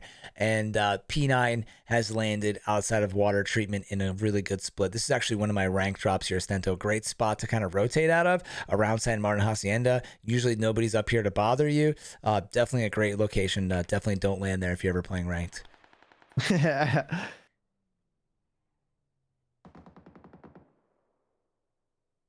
I'm trying to figure out where we're seeing that knock. It looks like Crazy Mob got one of TDT. They're a little bit split. So I think they kind of traded knocks here. Slumpto gets up. Nate has been sent back to the lobby, unfortunately.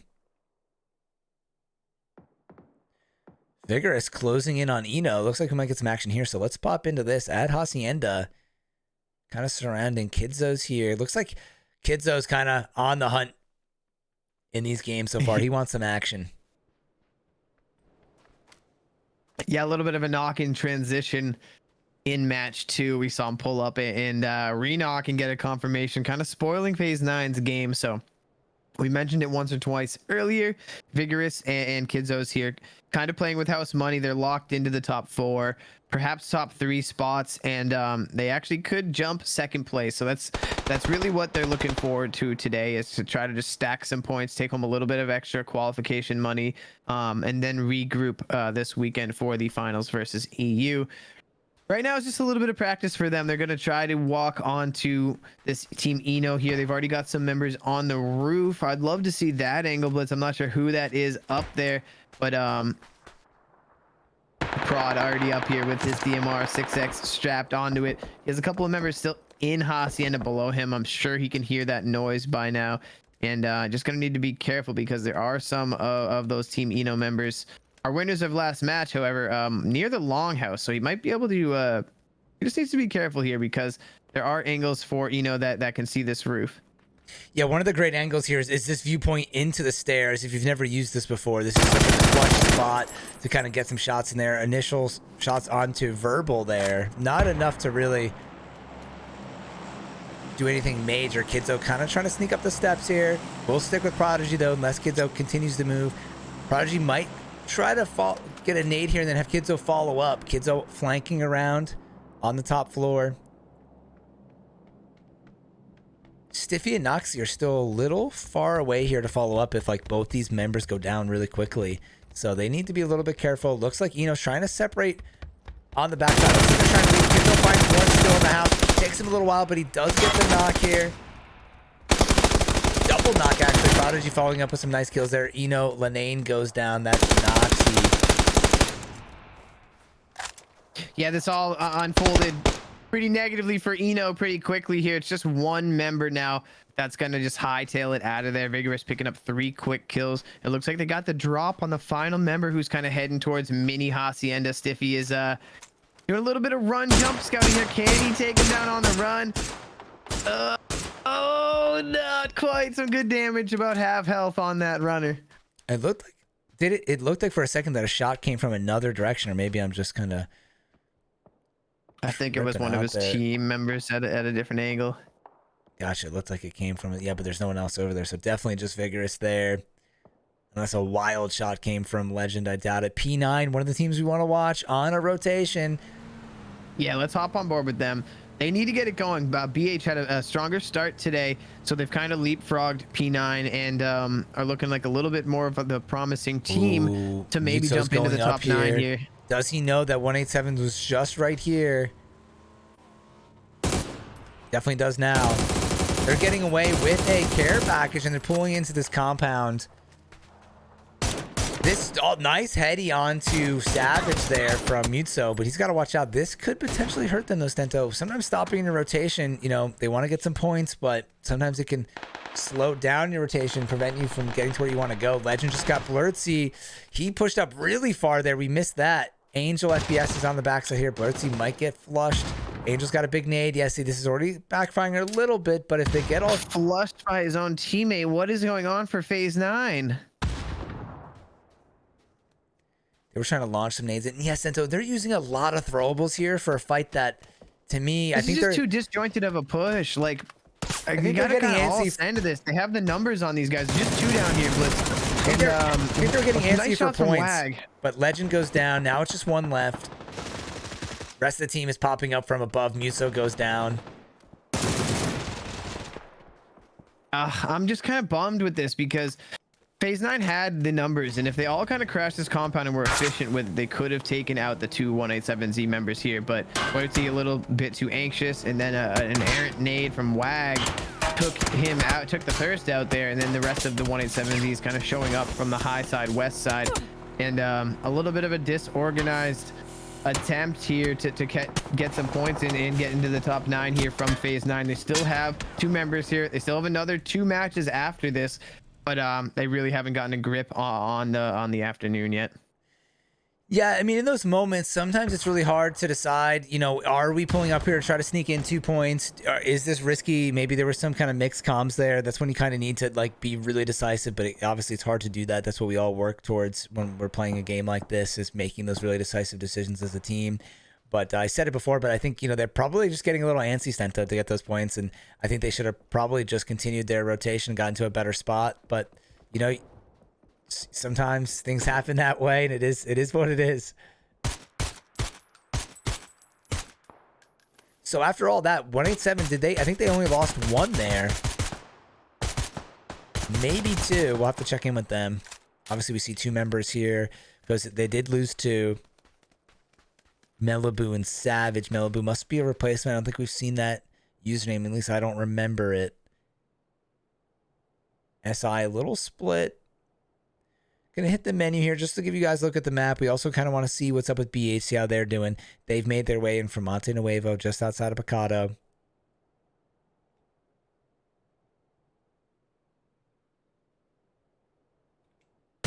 Long range shots coming in from SI. Don't think too much is going to come of this.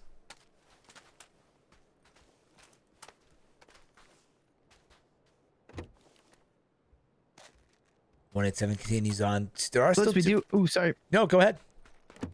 Just say we do have an update on the scoreboard. If since we got a little bit of a lull, we want to update people with what is exactly going on that 10th to 9th place push.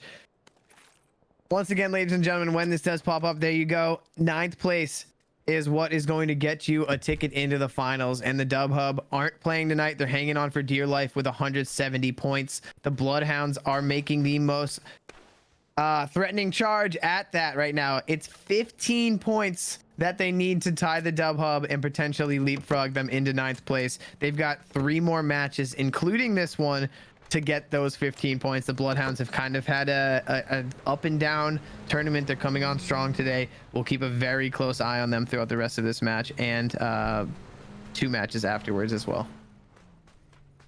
Circle just rotated up north or shifted up north, and yes, Ento, they just need to average 5 points per round.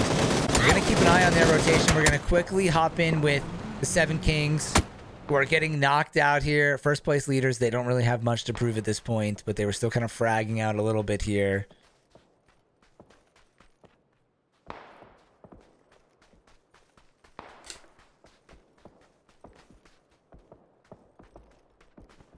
Yeah, unfortunately for the 7 Kings, it's just tacticals here. It looks like they've been falling victim to some interesting angles from TXC here. Orp is going to go down.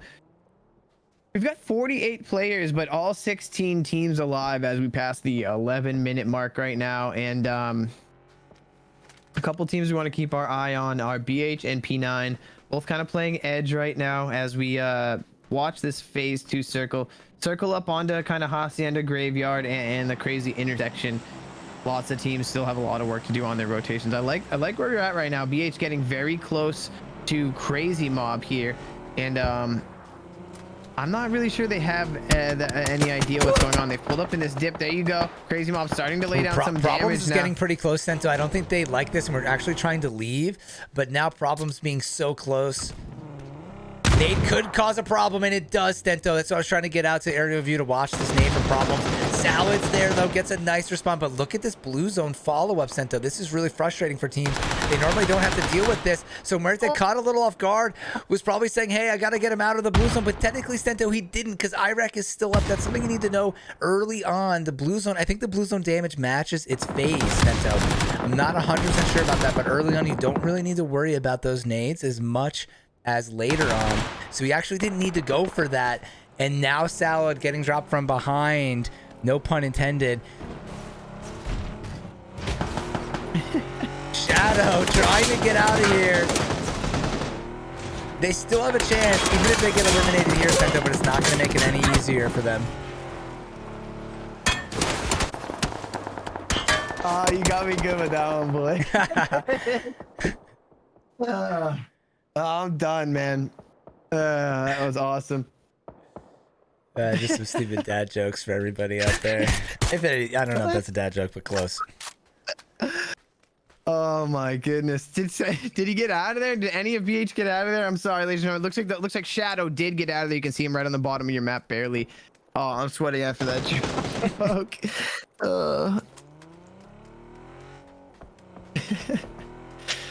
Oh man! All right, that I want to bring up the blue zone nades again because we just saw TXC throw and get a kill out of one.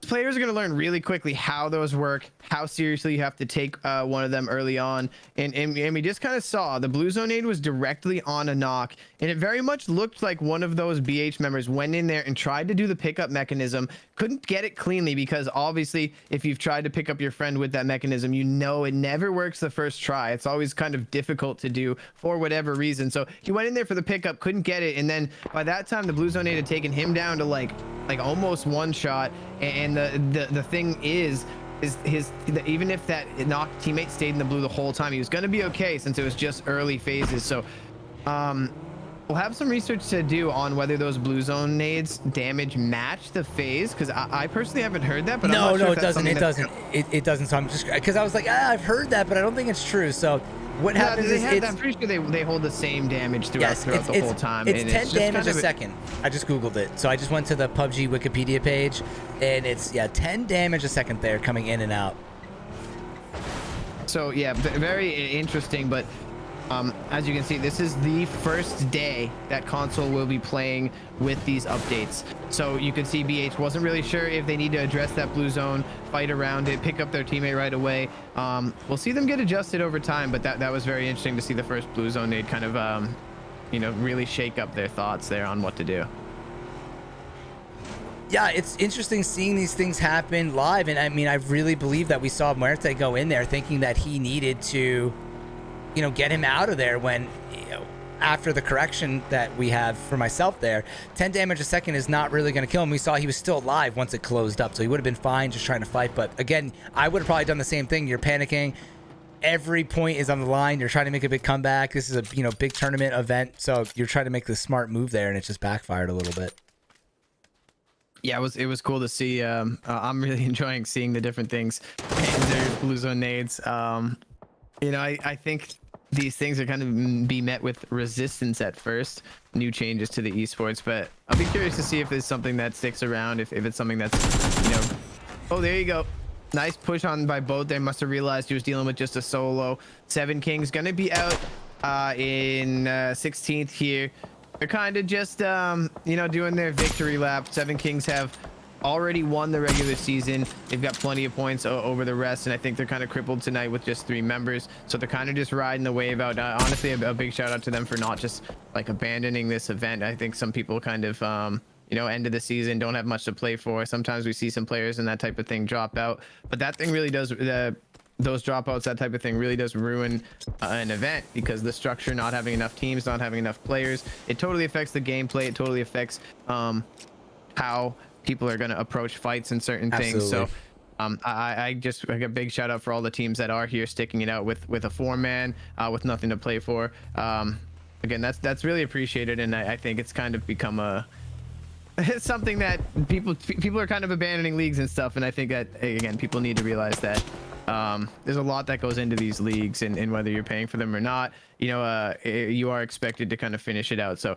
very much appreciate those teams that are here sticking it out with nothing to play for today. And just wanted to shout out 7 Kings as was one of those guys there. Again, they don't need to be here. They're in first place. They could have tried to play another tournament tonight and earn a little money, but that they're here honoring their commitment. That's kind of what it's all about to me. Yeah, for sure. Absolutely. A big shout out to those people. A lot of respect for people sticking around. Helps make the scene legit, which is what we're here trying to do. And we've got a lot of great feedback so far, so thank you guys for enjoying everything we put together. And obviously we spent a lot of time and effort putting this together, and we still got the playoffs and finals to go, and the remaining few matches for tonight.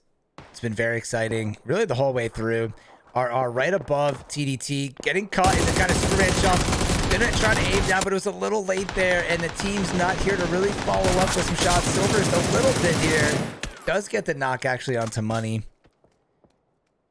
Ken's got another TDT member down there, kind of bouldering his way down the hill here, and he actually lays down some nice shots onto Ken, who tried to get into the car and leave, but those engines do not start up quick enough, so he was kind of just bait at that point. And there you go. Look at this circle here, right down onto that crazy intersection. We've all played that probably in our casual games. And there you go, the all the time parachutes. God, I wish they just had a little bit more sail to them, because it's more of a blunter fall. I know, it's so tough to use sometimes. Sail across the map parachute. And again, if they actually did get a little bit of a sail out of it, they might have been able to coast into zone there, but falling directly to the ground and just instantly lasered by the team waiting for them there. And just kind of a bummer, those parachutes, honestly. Yeah, I mean, it's fair that it's realistic, but we're playing a video game here. It'd be nice if they just gave us a little bit more forward. Trying to get a revive up here in Hacienda. He's going to go down and get immediately flushed. GE is all here together. Just 2 members left of Winner Circle. I was quickly tapped into the last member of the Bloodhounds, who's running it in phase 4. Looks like he was going to be okay and kind of be safe there, hidden on the backside. Go Fry gets on target, takes out Musty. Nice kind of flick on the Red Eye, but Red Eye takes him out quickly there. Too many people to overwhelm Kofry. Molly comes in for the flush, and Bougie has to decide what he's going to do. He's been sitting with low health for a while. Finally gets that first aid off. So I think Bloodhound got eliminated. I think we missed it as we see Kofry get eliminated too, because Shadow was running over here and he's gone now. So unless I'm missing him, I think he got taken out trying to make it into this zone. This hill obviously not easy to get down, so he must have evaporated somebody. Yeah, I think I agree with you. There. I think they only got a point or two out of that one. So one of our teams in 10th and 11th get eliminated there with only a couple points, so they're gonna have like 13, maybe 14 points between them and the Dub Hub, trying to knock the Dub Hub out of that 9th place qualification. We'll keep you guys updated as we go here, but we kind of turn our attention to phase 9. They're still in this one here, another one of those teams that's trying to, from the outside, jump into those top 9 spots. They're kind of off your screen there on the northeast, starting their rotation there, Blitz. Good call out, Stenta. I honestly forgot that they were here because they've just been hiding in that compound. Luckily for them, the circle came back this way. I mean, imagine if all 4 were here making this crash together and they just kind of waited it out. This would be amazing. There's a Panzer there. So there's so much to be said about the Panzer in competitive play because it is so kind of cheesy. You know, I'm a fan of it. It's fun, but in comp play, I like it for the excitement factor, but it's a little bit of a cheese, so I'm just not sure where exactly I stand on it. I don't know how it's going to be met by these players that play tournaments every day. You know, they have a much better feel for what they kind of want on the battlefield and how it affects these fights at the highest stakes, you know, versus really good players. And in situations where you're camping a small house or something, Blitz, if someone could just walk in there with a Panzer and blow up that, you know, like situations like that are no longer going to be campable if Panzers are on the field. And it's going to be something that teams are kind of forced. Like, you know, do we have a player that's kind of, you know, bad from long range? Do we want to give him a Panzer in case we need to go clear a house and just have him have an, you know, something like that is going to be things people are considering now, because those Panzers, although they're quick one-time use, somewhat difficult to use, they can, you know, blow up a quick area really quickly. So they will bring in a factor that hasn't really existed before. A valuable kill there for P9 Wag, picking up one of the knocks onto GE. And I apologize, we watched SSG kind of go down there to GE while I was kind of ranting about Panzerfausts and other paraphernalia, so I apologize. We'll kind of get locked back in here on the fights here, but the main story is right here. Honestly, Wag and Angel FPS trying to get phase 9 from about 140 points to 170 by the end of the night to replace the Dub Hub in those top 9 placement points. Dub Hub unfortunately not playing this evening as they're in Group A, but down to our final 7 teams here, Blitz. Lots of broken ones as there's only 16 total players. It's kind of been one of those nights, the last evening of our regular season here, so we're seeing some teams who's got nothing to play for somewhat play a little bit reckless, certain teams, you know, playing for kills and this and that, but there's still a lot on the line here as we focus on one of those teams, phase 9. Kiddo picking up that kill in the distance here. Angels trying to figure out if there's a thirst out in the open there somewhere for him. Might have located it. He's kind of got an idea, but just can't see it, the ridges and everything a little bit too much. Yeah, I'm thinking about maybe hopping over to Toxic here because they're going to be trying to hold out Vigorous. I want to wait for the circle to shift. It does go to P9, so this is a big shift for P9, Stento, that they massive. just got center. We'll kind of hop back in. They might be able to get some... Wag might be able to hit one of the members of TXC. Boat goes down to Stiffy, and GE gets that flush. Care Package got shot by a flare and has landed right here. Triple OG trying to make his way to RMV potentially. But yes, and I don't want to get off topic again, but you made great points about the Panzer, just to follow up on that. Like, great points. It definitely changes strategy for sure. For example, OG could have a Panzer here. He's got the barrel node. Catches Dreams, who didn't hear the audio. Teammate upstairs. Obviously, OG doesn't know this. He's looking around, trying to find out where this last member is. Nice stun up the stairs. Gonna be able to push on this. Perfect stun. That's how it's done from Triple OG. Perfect play right there.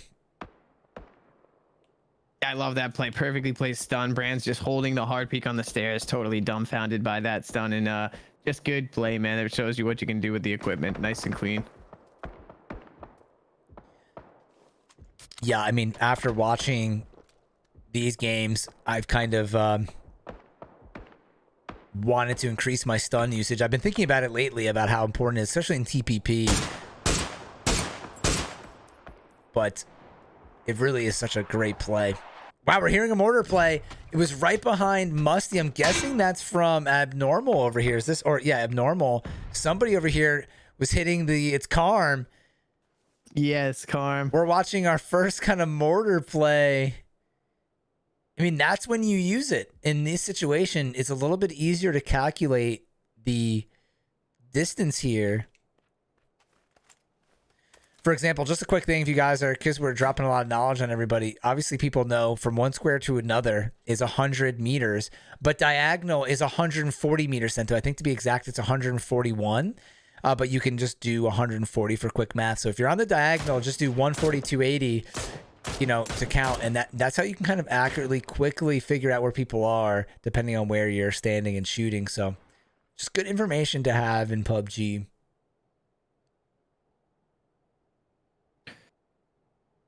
I'm kind of turning my focus towards Vigorous. They're not in zone here. They've got a 3-man in Stiffy, Prodigy, and Kidzos, and we've been on fire with the Astro A40 listening. Why don't we go give our third place team a little bit of love here, Blitz, and see what they got to do on the edge here.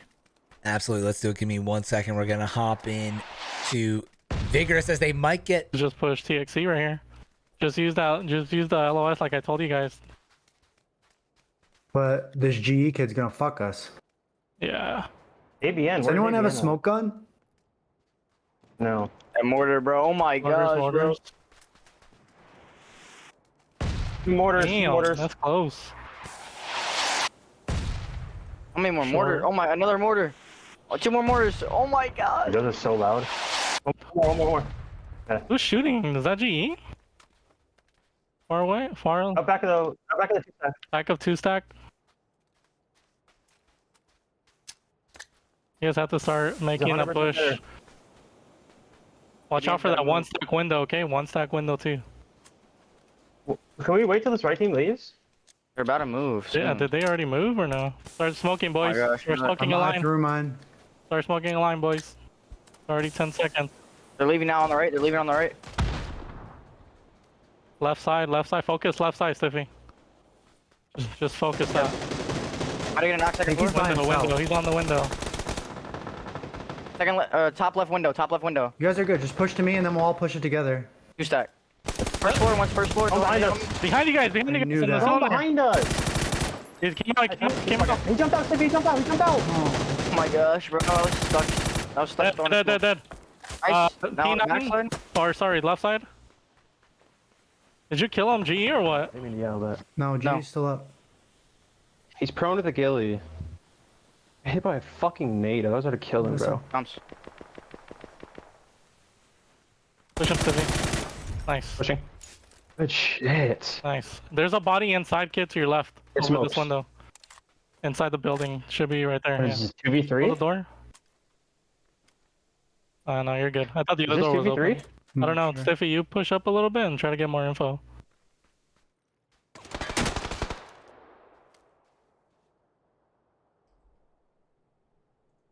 All right, so kind of a shorter listen in there, but since we're in the final 3, I wanted to get back to Stento here. So interesting comms from Vigorous. We saw them get attacked by the mortar. They were really surprised with that and also frustrated that they lost a couple members coming into the zone because they thought that smoke wall was going to be pretty good, but GE hit them from behind.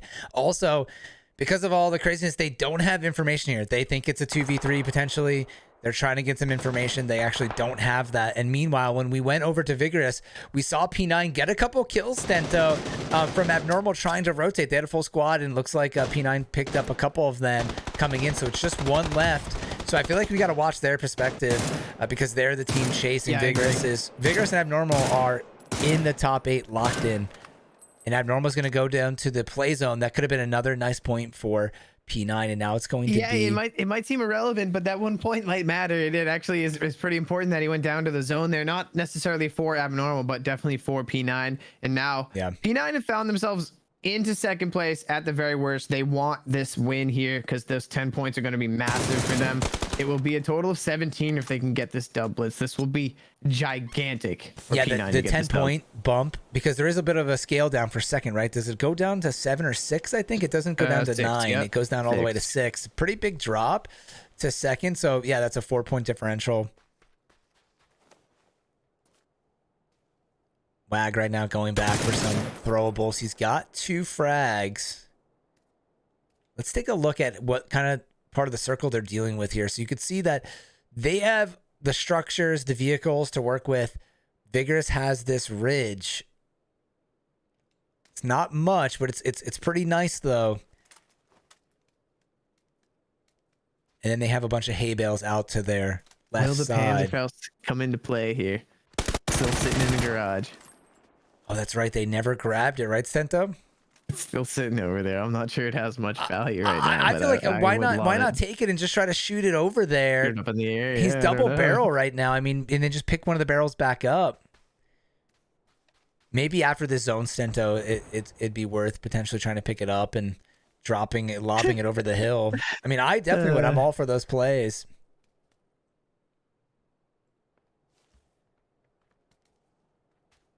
He's gonna go for this. I like this just to get a little visibility here.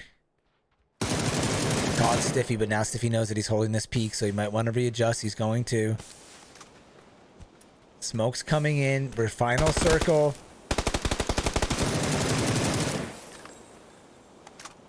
Wow, Wag is actually making a little bit of an aggressive push here. And stunning kind of early Stento. I'm kind of confused by this, but this nade could be pretty good. He's only going to do 18 damage. He's got to cook this a little longer Stento. I think he overthrew it potentially. Let's see if it hits, though. Kenzo gets Angel. He lost a little bit of health. Oh, and he does the crazy lean peek back in and catches Oh my Vigorous goodness. off guard. I thought Wag was going so down massive there. for this team blitz. I thought that once they took down Angel behind him that he was in big trouble, but he pushes through, kind of catches him off guard, and that was a very clean aim transfer. Wag leading the way for phase 9. 5 kills, 7 as a team. That's 17 big points for phase 9. Vigorous had an awesome game. They're going to go out in second with 14 kills, and ABN 3 kills and a 3rd place. Oh my gosh. Wow, absolutely crazy there. And Bloodhound all the way back in 12th with only 1 kill. We're going to say hello to everybody again there. That was just the end of game 3, and this is turning out to be really interesting because Bloodhound was really the only team getting points. P9 not doing so well, and then they just get 17, and we still have 2 games to go. So now anything is on the table. 2 more games is, I think, enough for both of those teams to make it in. So we gotta see what happens. Crazy, amazing finish, dude. We got to debrief for a second. For those of you guys who are just joining us, we just finished match 3 of the evening. We have 2 more matches, 1 on Miramar, 1 on Erangel. Maybe Blitz can do me a favor really quickly while I'm yammering and pull up that scoreboard for you guys. All eyes are on the Dub Hub. They're sitting in 9th place with 170 points. They're not playing tonight. They're in Group A, so they're not playing. Take a look at 10th place and take a look at 12th place. The Bloodhounds have 155. They added 2 points to that, so they have 175.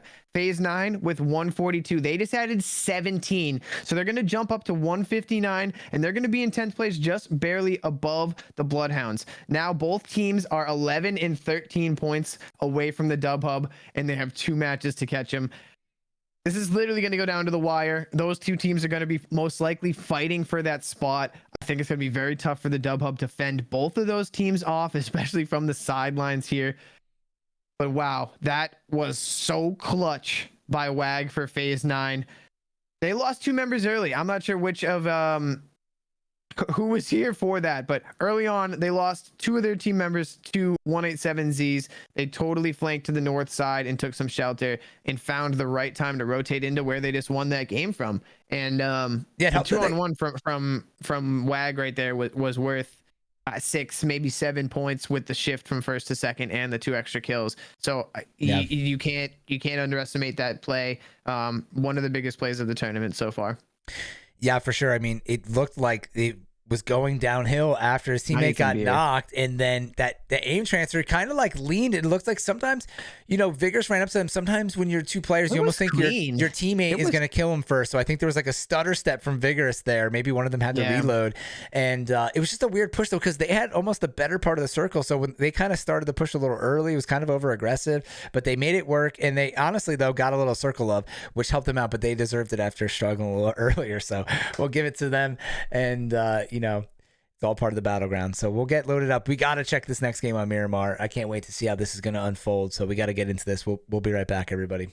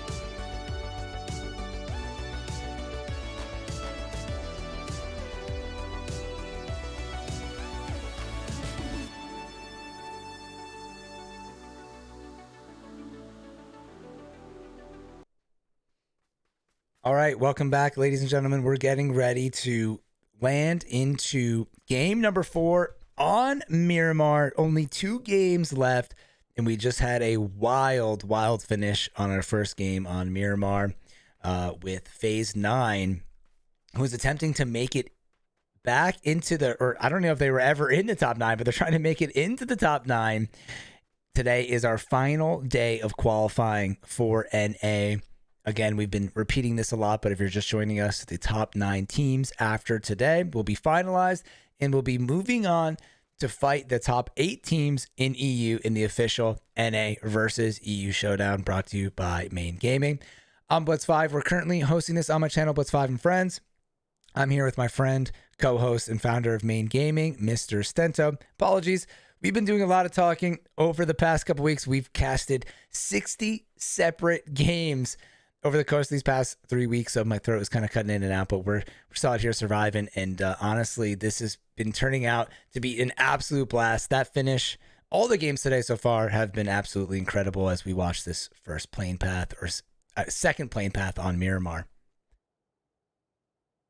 Yeah, what an unbelievable ending. I actually just caught the replay live as I'm speaking right now. So truly insane ending by a team that needed every single point that they could get right there. And got P9, BH. We got our eyes on you, man. We're watching you as we jump into our 4th match of the evening, ladies and gentlemen. 2 teams are chasing that number 9 spot that is held by the Dub Hub. The question is, can they put together some extra points here? BH and P9 both just over 10 points outside of the Dub Hub. So again, that's where most of our focus is going to be for the evening here. We'll keep a close eye on all of these teams as we're heading into our final match on Miramar for the regular season. We've got one more after this on Erangel. But the plane path was on the left side of the map, Blitz. I think it was like kind of like Los Higos to Oasis, so kind of like up and down on that side there. And most of the teams kind of stuck to this west side, center side of the map. Yeah, absolutely. I'm kind of tracking P9 went a little bit more north than their previous drop. So now they're kind of, you can tell they're staring down SSG, like where are they landing? Angel might get caught going a little bit to the left there, which I kind of forget what this compound is, Stento. I just want to look at this really quick. I don't even remember this compound in this game, which is crazy to me. I'm blanking on that one. Almost looks new to me, Stento. Is this a new compound? I don't know.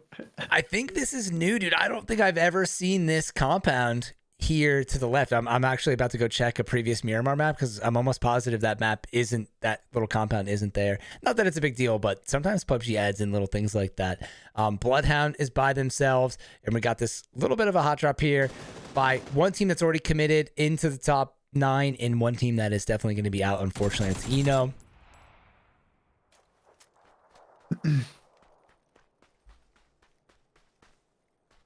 Yeah, I love what Himothy's doing here. Sometimes when you're in a team versus team fight inside of Power Grid, the most beneficial thing you can do is kind of get outside and kind of trap the other team in here. So Himothy's kind of wrapped outside of this fence. He's going to be able to catch a couple members leaving the warehouse. It's just, can that Tommy gun get the job done? Yes, is the answer. Verbal goes down. A nice little extended mag on that thing never hurts either, Blitz.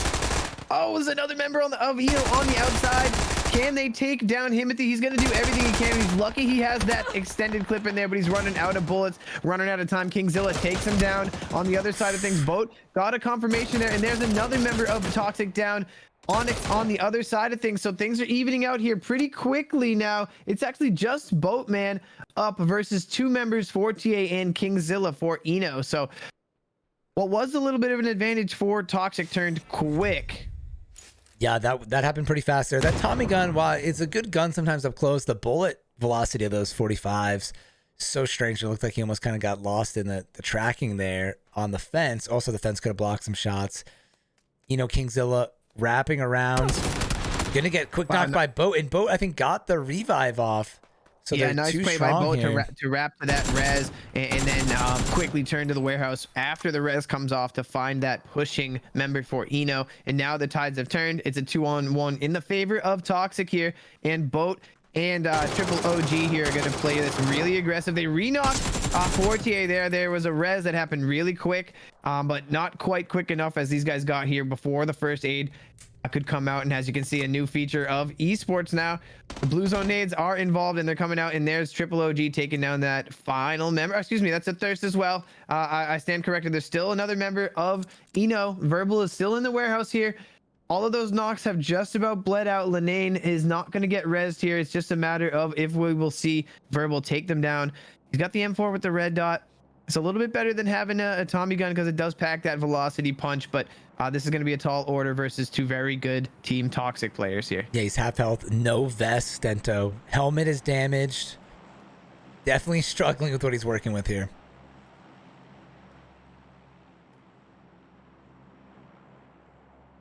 Playing slow, though. It's not like they want to go out here.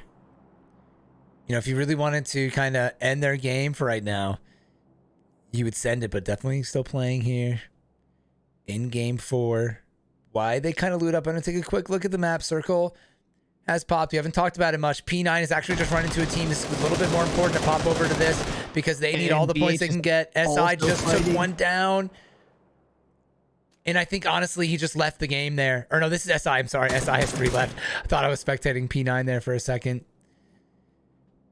SI only has 3 members here. Where is the rest of P9, Stento?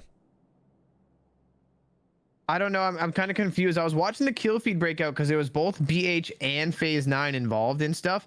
Can you tap into maybe both teams' perspective? I'm confused what exactly is going on. So it looks like the rest of P9 is all the way up here, Stento. There's 3 people in this car. So Angel FPS, for some reason, is all the way in that west side. Really, really, really far away from the team. I saw somebody was kind of separating over here, but to get all the way over there is kind of interesting. We just saw the I don't even know how it happened. Yeah, the 7 Kings just took a airlift into the legit center of the map. And where is Bloodhound? Let's track them for you guys. They are kind of making their approach into the bottom side of Pozo. Muerte has a dangerous kind of, I don't know what you call this. He's deserting the team here going into El Pozo. We always have that one team member, right, that's running off. But maybe they're trying to make a stake into El Pozo to play. I mean, the circle could shift back. They're just a little early to commit, but it could be a play. Could be a good place to get an emergency pickup. P9 right now is literally, look how far they are. They actually went the wrong way, Stento. Maybe they have a pickup and decided they just want to stay outside of the map, but they literally went the opposite direction and they're up against the border wall, which you don't really make it over here that often in PUBG. Yeah, I think P9 kind of got a little bit of faith in the entire kind of play it slow style there with their win last round. Again, they lost 2 members super early. Look at BH here. They already picked up 3 kills. I was mentioning it to you as Phase 9 got knocked. BH was also getting some kills. So this is very big. We'll give you guys an update on this scoreboard as soon as we can, as we really want to let you guys know the exact math for this BH and P9 team to overtake the dub hub here. But just a few moments and we'll get that update. But looks like the Bloodhound gang interested in taking a little bit more real estate into El Pozo here, but they're going to need to be careful. Blitz, is that the 187Z's already kind of in there? Yeah, they're getting pretty close. They're locking down this kind of right side of El Pozo, 2 members in the 5 stack.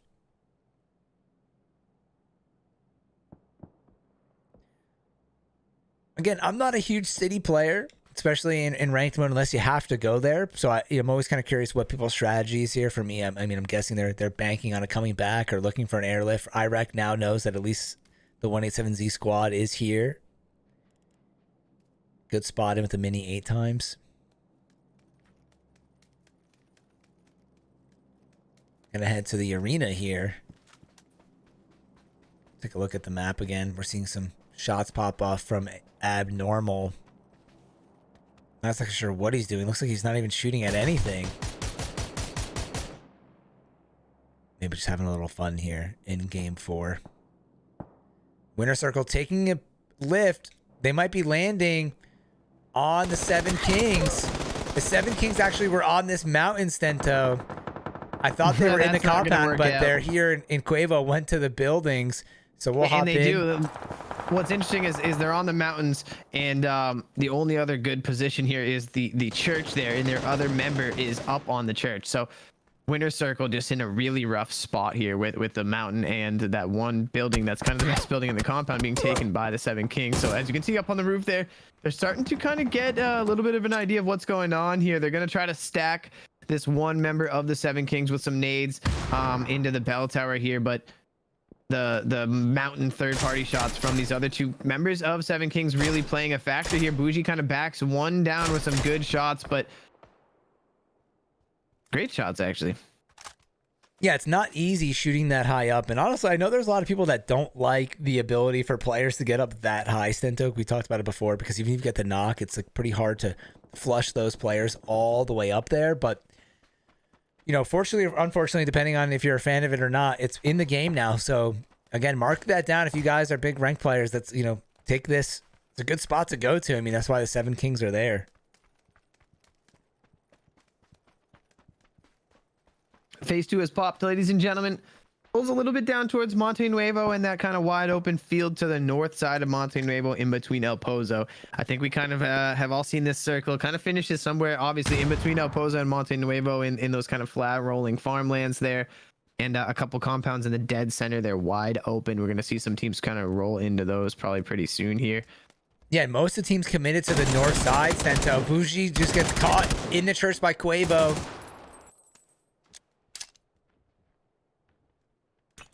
Ooh, nade came in and got Shanks. He's going to drop that nade on himself. It's going to take out Bougie That and was never Shanks. gonna work. I hate to admit it. So that was just not good timing there. No, they've got focus on that area already, and trying to get in and out of doorways in this game, I'm sure most people realize it now. Those door frames will grab you. It won't be as smooth as you want. So trying to cook an aid and quickly pop out and back in versus a player like Quavo who's aimed on your door, it's just not going to work. So I think Shakes is kind of scratching his head wondering why he chose that as his play. But you know, sometimes you get a nade in your hand, you think you can do anything with it. But yeah, those doorways, trying to make a quick nade play like that, it's just never gonna work. Yeah, especially on console with the thumbsticks, it's sometimes so wonky kind of maneuvering properly. It looks like Jolly's just trying to make something work here.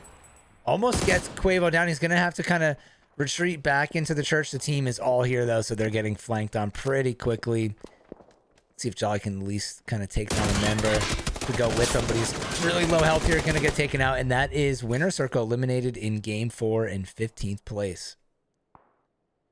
Yeah, I want to quickly shift your attention to the Bloodhounds, who are in a good spot. I was talking about these center compounds. Bloodhounds taking one crazy mob, quickly taking the other one. These areas are not going to go vacant for very long in a zone like this. P9 Mutso picking up a kill onto one of the members of Vigorous, maybe just a knock. I'm not sure if that's confirmed yet. Oh, P9 in a really good spot with some eyes onto some Rico's Roughnecks members here. But as you can see, they're taking some third-party shots from Vigorous out to that other side there. So they're going to probably try to get into the vehicle here. 3-man into this Murado. Consider pushing the RR direction, but I think they're just kind of rotating the zone now. Yeah, looks like they're going to try to go north and then maybe take a long rotation in here on the west side, which actually will probably work for them because I think everybody's leaving this area. So we'll pay attention to them.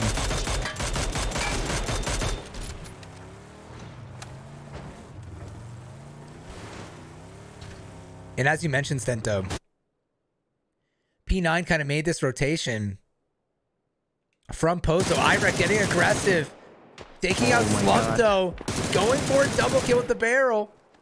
I love this aggression. It looks like Irek has told the squad, we are not going to go down without swinging today. And they've been playing really aggressive all throughout the day here. There's really no reason to push from center compound to center compound. But Irek and the boys figure, hey, we can get 4 more kills and have just a ridiculous 2-2 split in center zone here. And they're going to continue on, push and confirm that kill onto Slumpto here. They just need to be careful because, again, they need every point they can get. They've already got 4 right now. Blitz, as I'm talking, the leaderboard has updated. We can tell exactly how far these two teams are off from that 9th spot now. Let's take a look. Yeah, I think they're calling Irek back, which is smart. They got the kill. Third-party shots are coming in. So here we are. We're looking again at the bottom left side of your screen. We got Phase 9 and the Bloodhounds approaching the top 9. Excuse me, as Yeah, the Stento Dub Hub- mentioned. Oh, go ahead. Go ahead. I was just going to remind everyone that the Dub Hub holding that 9th spot with 170 points. They're not involved tonight. Group A is sitting out. So it's up to Phase 9 and Bloodhounds over this match and the next match on Erangel to try to find their way over 170 points. And it's just getting so close. Bloodhounds are 14 points back. They've already got 4 points this game. So they're technically 10 points back. In Phase 1 are 11 points back, and they have won this game. So they're both teams are currently 10 points exactly back. Wow, Stento, that's actually perfect. Adding to the drama, what are the odds that they're both at 10 points now? It's absolutely amazing. And in What's Phase 9, funny, Blitz, is one of these teams, or probably both of them, have kind of said, we need to get 171 points tonight. Little did they know that they were going to actually have to battle with another team to kind of have more than they originally thought. So I think it's actually going to come... Yeah, it's going to come down to those two teams battling for that spot. The Dub Hub are probably going to get booted out by one or the other or both. So what was a competition to get to 170 has now become a little bit more intense, and you might need a little bit more to beat that other team, whether you're Bloodhounds or P9. Such a good point, Stento, that it seems like at this point, it's not definite, but that one of these teams is most likely going to be able to pass. Still 14 teams up, though, so they have a while until they get into some good placement points as a bonus, but Bloodhounds are surrounding this building, Stento, and it's a tough building to push, but if the whole team is here with throwables and it's coordinated, they should be able to do this. I love the aggression. All 3 crazy mob members are pinned into this house. They're trying to use the doors. That's 2 down, drop-in problems. Both go down. Now they just have the one remaining member of Crazy Mob upstairs. You need to stack this or play smart and get the nades throwing in here. And how did they catch him on the side? I missed that. Was that from up top? How did they have that angle? I guess Irek was maybe up here and got him through the window, Stento. I didn't see that either, but very cleanly done from BH. Wow, that's 7 points for them already. They're getting very close to the Dub Hub, and they look like they're in full control with a side of aggression as well. And honestly, this ended up working out because the circle shifted east, so they actually have a more central compound. It gets a little wonky when you leave here, though, because this is probably where they're going to head into abnormal. So they're going to have another kind of big fight to try and leave here. This compound's not the easiest to leave from. Looks like abnormal are leaving the hill, sending down into the compound. So that might have been a premature play, Blitz. I think it's very wise for teams to not do this, but like that was right before the circle shifted. If that had pulled back up, they would have regretted that. But 100%. It does look like they are going to be pulling across. But that's just a big no-no in general, making a hard move 3 or 4 seconds before a shift. Yeah, why not wait just a couple more seconds? I mean, it worked out for them, but you're right. It could have easily went the other way. Yeah, it might be, splitting hairs, but just to move while the circle is about to shifting up, that makes no sense to me. Yeah. So, or you could be like Vigorous yesterday, where they literally, as soon as the zone shifted, they were 90 miles per hour into the compound. That's kind of the way you want to be, right? You want to be really ready to go as soon as that thing snaps. I mean, that to me is just a sign that, the I's aren't getting dotted, the T's aren't getting crossed. All the little things might not be in full control for ABN if they, again, like they're not fully aware of, okay, let's hold for a second and see where they shift. Like they were moving before. So unless they know something I know, I think that timing is a little off for them. It does, again, pay out in their favor. They're in the best spot in zone. So we're kind of just being jerks right now, but was funny to see them move early. Yeah, for sure. But obviously that would, if there was a team on the other side, things could definitely, exactly. They definitely could have paid for it. Interesting, Stento. Everybody's on the west side here except for Eno, literally. And this kind of is a tougher side to play because there's no compounds. I mean, you do have this ridge, but normally the circle is going to continue to center up on itself. It might just be in the field, which we kind of called earlier. Usually goes to one of these 2 fields with the bigger zone that we had before. P9. Go ahead, let's go ahead. Say P9's coming on the bottom, just giving people a little kind of tour of the zone. We might as well watch 1AZ here try to make it in. It looks like they might get gate kept, but we might as well catch some action before the next zone closes.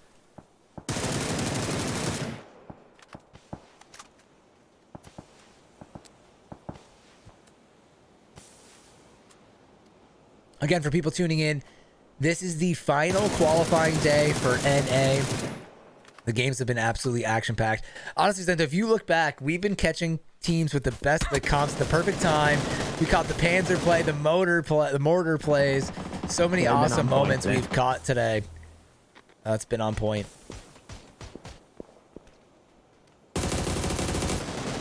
Great shots there from Savage with the 6x on the AUG. Takes down Boatman, who was kind of a little bit out from this building, playing a little bit of a ridge. Didn't really realize how many 187Zs were coming at him at the same time. And the blue is here on the kill feed. We're seeing some of BH get taken down as well. So lots of teams kind of pushing into this north area. The 7 Kings pushing on to BH and this squad fighting 187Zs versus TXC here. So lots going on right now, and some trades, all sorts of yeah, the Bloodhound's actually picking up third party knocks there, but then just got hit by Abnormal. I'm confused there where that came from. And that was Tacticals there getting the thirst on Muerte. So we still have 2 members of the Bloodhounds up. I think they're getting a res right there, Blitz. Correct me if I'm wrong. Yeah, they are. So this was the member gotten taken down from Abnormal. That's why I got confused. I thought he was Muerte, and then Tacticals and 7 Kings came up here. So I mentioned this spot is very, very tough. Once you go here, usually there's a couple other teams looking at you or another team in this area. So now it's going to be even harder for them, but they're still in zone. So they don't have to leave yet. They have 9 kills, which is great for them. I mean, they're on pace. They needed, but 11 more, right, Sento? So, or was it 13, 14 more? Yeah, going into this round, BH needed 14 more points. They've got 9 right now. There you go. They've got 9. So the BH is not going to pass Dub Hub right now because they've got 10 total points, including the 8th place point right there. They're going to be about 4 or 5 points short of the Dub Hub. And now, again, we turn our attention to the other team that could potentially catch the Dub Hub, sitting in 9th place right now. That's Phase 9. They started this round 11 points back from the Dub Hub. As you can see, they have 1. So P9 is now 10 points out from that qualification spot. Oh, here's a good nade, though. This could be 3 points added up to their total here. It just gets 1, but they follow up with the shots there. 2 down. They need to finish off. Yeah, they're going to play aggressive here. TG's kind of been a team that's been all over the place this tournament. Kind of broken rosters and trying to regroup to finish it out here. So this is a decent time for them to push, try and pick up some extra kills. They'll pick up 2 more if they can find this one. It's a good push from WAG, and they're gonna pick up 4 total kills off of this right now, and they're rotating back into this edge of Monte Nuevo. They're gonna be able to play this right now until the next circle up. 6 teams alive, Blitz, but most of them are broken up. As you can see, there's only 15 players. Yeah, I mean, for P9's sake, if you guys are rooting for one of the teams to make it in, I mean, hopefully some of these straggler teams will get eliminated and kind of drop from 6 to 4 to 3 and give them some extra placement points potentially. If you're not rooting for P9, then you're going to hope some people stick around and kind of hurt their game here. The zone is coming in slowly here, Stento. SSG all the way to the west. Normally this team is in a tough spot because they're going to get double fired on by Abnormal and 7 Kings, and potentially even P9. I want to mention here that there is a little bit of this dip here that usually the team that gets here can lay down. If you've ever played this zone, you can normally lay down here and have some cover. It's not great, though. There's the dead tree here. After this, there's a little bit more, but then after this ridge, that's it. This is kind of the last ridge of cover from if you're coming in from that side. And then really, SSG, this is where they have a lot of little hay bales here, but eventually they're going to lose all this. Yeah, SSG kind of been quiet today. They still do have 4 members besides the Panzerfaust, obviously, but still 4 members here, and they've got their focus on that Monte Nuevo side. In that shack is going to be a good spot for now, but they're running out of real estate on this side. They still do have some cars, as you could see there. And the main threat to most of this lobby is going to be Abnormal in that compound on the northeast side of zone.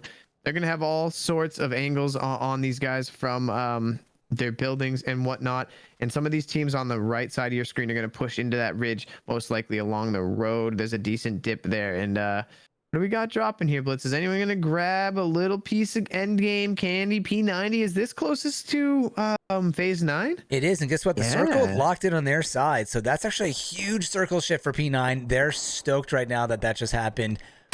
Meanwhile, 187Z, not in a good spot. Couple of broken teams over here. Yeah, really just nowhere to go for Red and Melibu here on the edge. Yuto picks up a knock onto one of the SSG members there. Gamer goes down. Can he find another one as they try to get into the shack? This will be a very nice shot. Muto's got the M24 waiting for the res push, but No rush here from SSG Gaming. They're taking their time. Yeah, I wanted to watch that rotation because 187Z was about to get eliminated, but you know, this is one of those moments where we gotta stick with P9. I think, especially in their situation, Abnormal takes out one of the two members left for Seven Kings. Eno gets caught by Abnormal, so Eno eliminated down to 5 teams. It's just more and more points, and there you go. A really nice thirst and a good nade from And Tacticals finished on the up other the side. remaining members, so that's gonna go down to 4 teams. That's also huge for P9 as well. In our final More 4, and more points. and there's only 1 member left of 187. They're stuck on the north side, so that shouldn't really affect P9.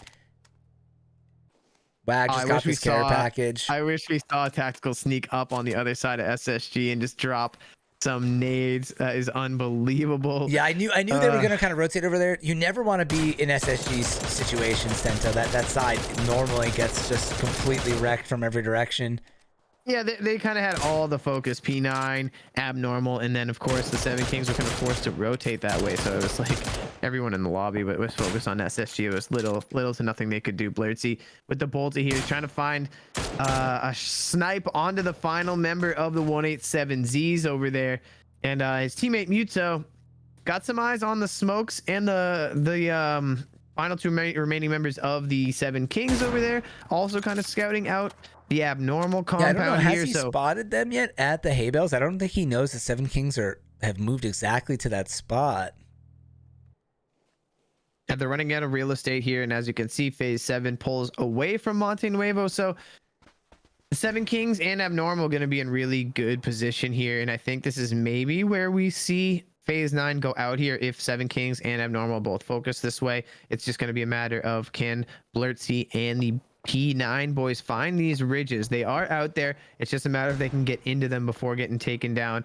They're going to grab the P90, grab a little bit of extra 3 armor. They've got some smokes and stuff, Blitz. They're going to need to use them to get into those dips you were describing before. Yeah, so they have the smoke pistols too, so they have extra smokes, but 2 of the members have 6 smoke grenades, which is huge. They might want to make a smoke wall and try to make it into here, but I don't know if that's going to be enough cover for the Seven Kings. We're going to watch it. This right here isn't worth the push. It's not going to be in zone, so they're going to try to make it to the right. Wag is trying to make this move now and try to stay out of sight from Abnormal. Looks like they're kind of making that smoke wall I was talking about. Yeah, the thing is, with this push Blitz, you just don't want to bring both teams LOS into play. Yes. So as you can see, Wag staying really low. So he kind of testing, as you can see, he was like kind of crouch peeking out there, 100%. seeing if he got shot at it all, and he's still kind of testing the water, see if he can crouch out of sight here. And the smoke wall is up, so they're trying to kind of work their way into the dip here, and they don't need to rush. They still got a minute before Phase 7 circles up. They also don't want to use too many smokes. I think they're throwing too many smokes here, Stento. They got to wait. I mean, these smokes are going to be up for 30 seconds. They're kind of doubling and tripling up on smokes there, Stento. This could come back to bite them. Wag still has 6, though, so that's good to know. But they definitely used a lot. I think the last member of 187 is completely out of zone, and they're going to get another kill. Every kill counts for them. So that was big. It could have easily went to Abnormal there, but it doesn't. It goes to P9. And now P9 starting to pick up some serious points. They're up to 6 kills in this final 3 teams. So that's going to be 11 points for them, if I'm not mistaken. And I think did they start 11 points or 14? I don't know. No, so P9 is the team that's 11 away. So they have 6 now. So now they're 5 away. So if they win this game, they've with the placement, they've already literally tied the dub hub. So any more points for P9 in this game, whether it's a placement or a kill, that's going to jump them over the dub hub, and then they'll only be concerned about the BH squad in their next game. Amazing, man. So again, surviving here is very important. They could get deadlocked with the dub hub. They really do want to do whatever they can to jump the dub hub right now so that they can turn their focus to just BH in the next round.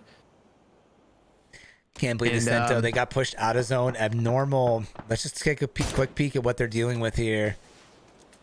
They're gonna have a nice sight line on mute. So they're just completely really nice running out of room. They have 20 seconds to kind of decide what they're gonna do.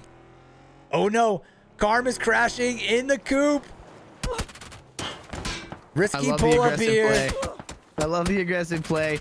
And it's actually Tactical's the third party that takes him down. So it opens up the door for Wag to drop Tony with the P90. And these are all valuable points. BH is watching on, just kind of cringing at every single point that P9 puts on the board. And Wag is looking for the final member of...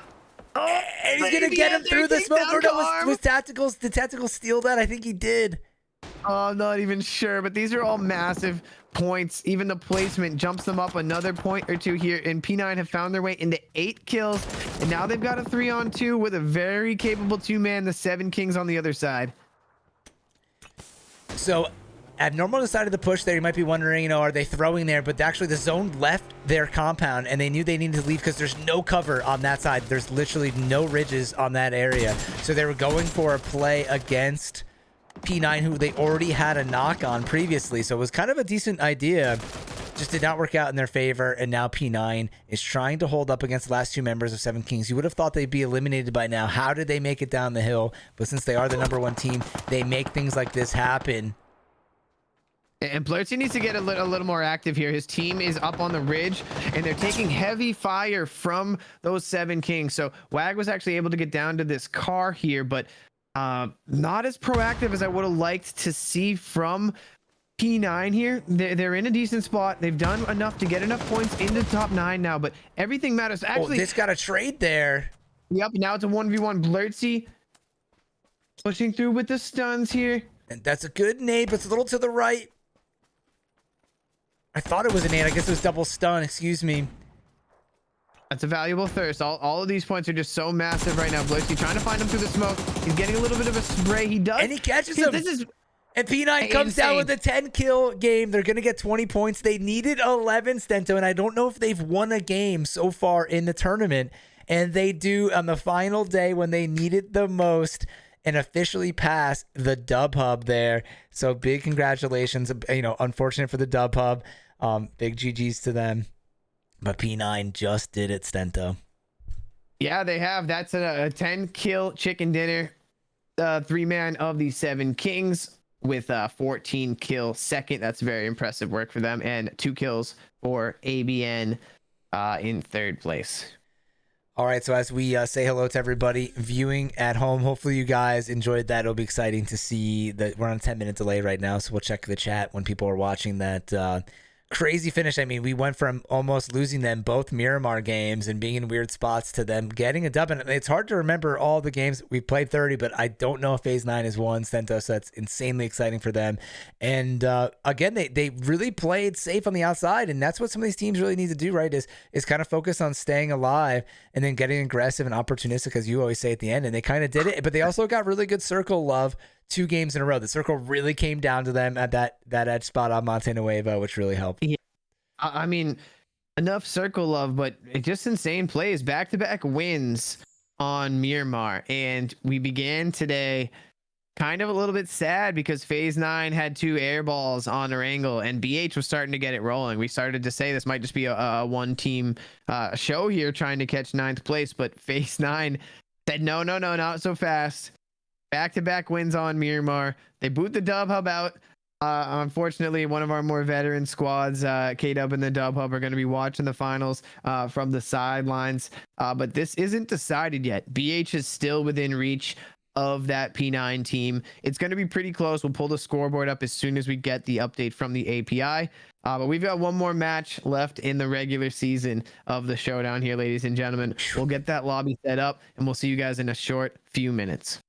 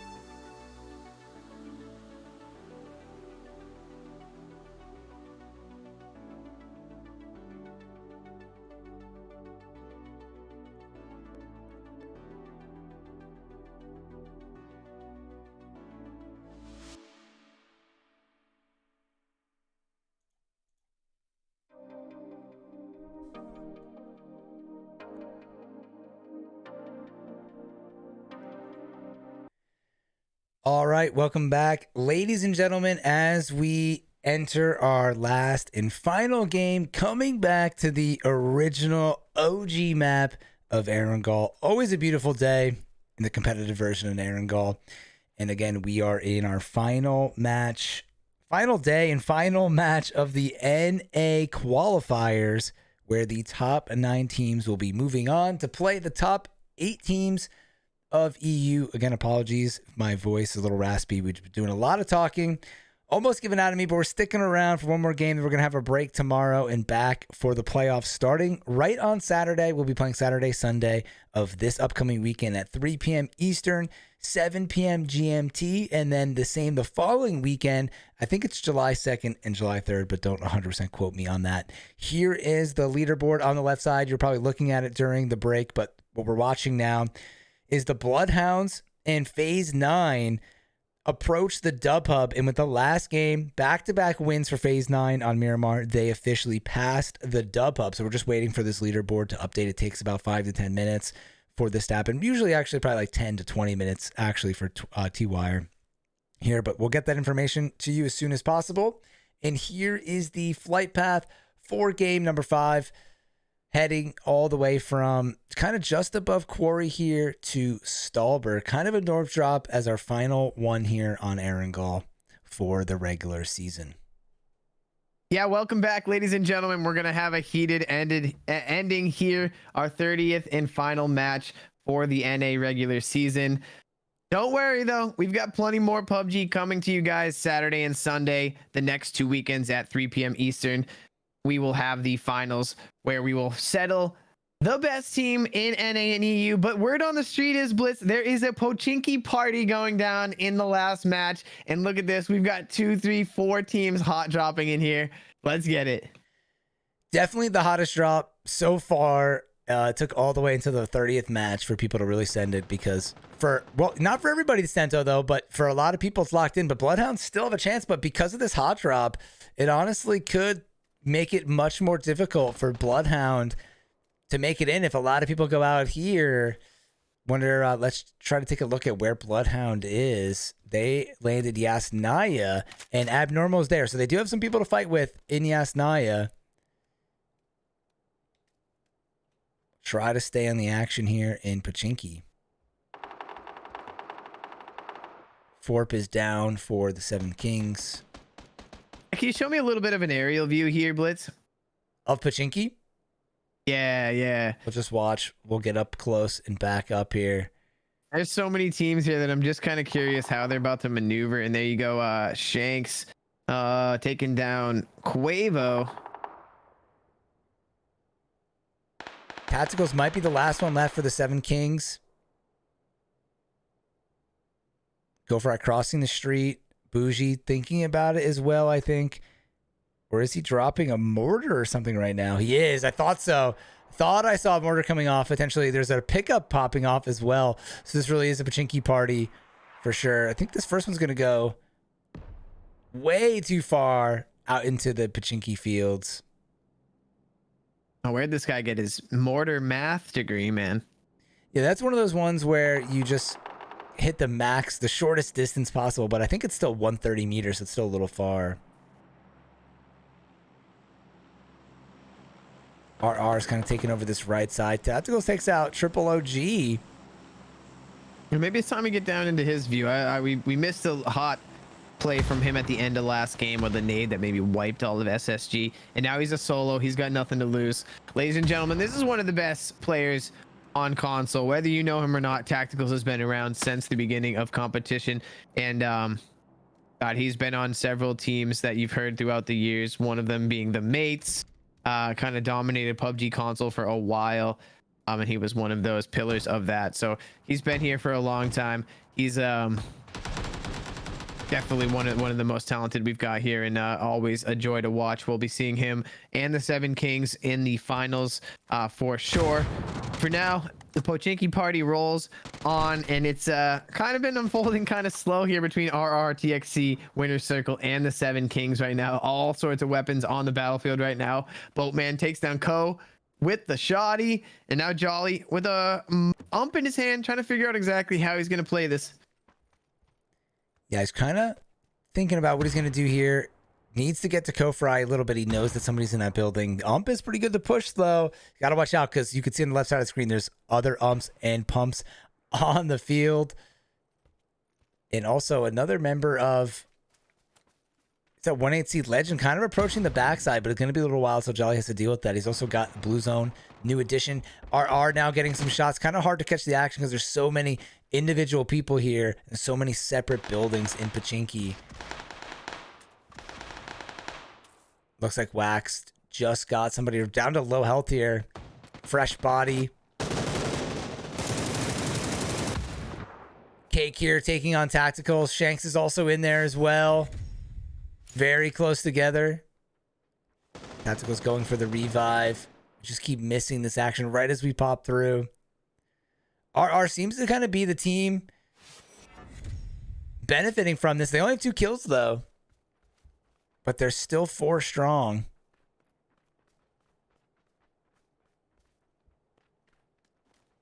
Haven't even looked at the circle here. Top popped northwest zone. Tacticals takes out Waxed. Closes the door kick, trying to get a little rotation here around. Silver's also there to help out, potentially from the top of the building. Tragic end with a vector shot. Can't catch him. He missed him behind the counter, but he goes around and takes him out. Hanging behind the cash register. That's awesome. And then Winner Circle ends up with 4 kills here. Shanks with 3 of them himself. Last member left for Winner Circle. Toxic has been eliminated to enjoy their top 8 spot. Top 9, excuse me.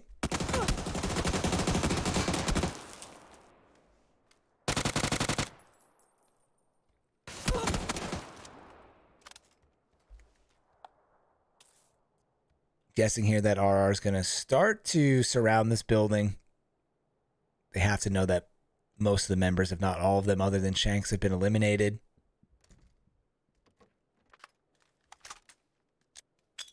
Tragic end with the nade. Going to go into the wrong spot here. Barely bounces in the right way.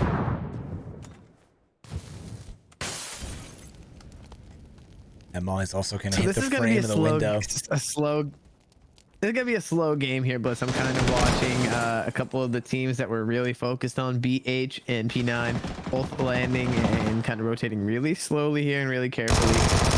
I'm in the process of updating this leaderboard, so we'll know exactly where we stand and what the math is all behind it in just a short moment here, ladies and gentlemen. So stay tuned for that. I'll let you know exactly when that does update. But for now, just keeping a close eye on this Pochinki party while the rest of the teams kind of slowly rotate. Phase 1 circled way up to the north east of George Pool, so lots of water in play as well. Several teams kind of centering up early here while we kind of just watch this Pochinki mess unfold. Yeah, 187 is pushed up here to get into some action. Looks like they want some early as well.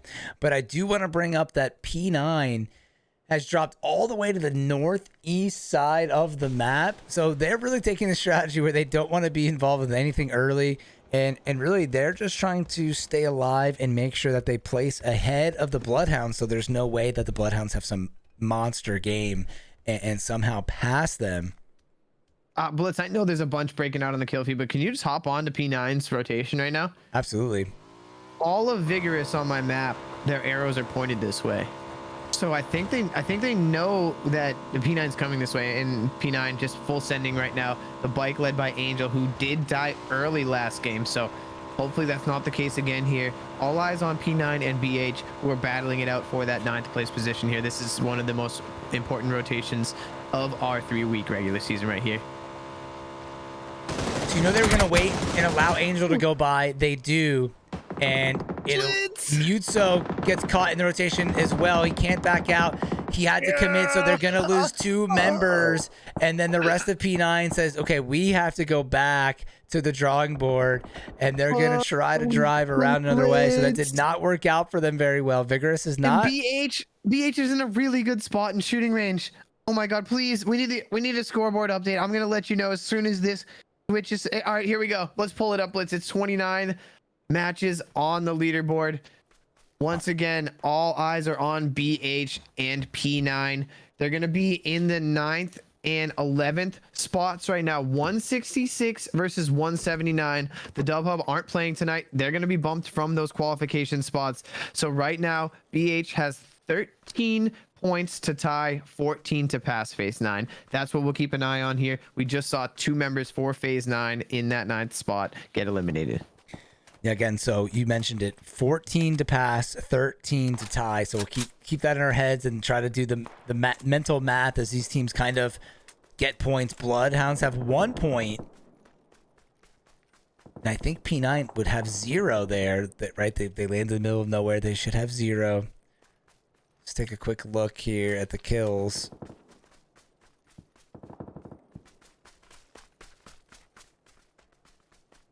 P9, yeah, currently with 0 kills there.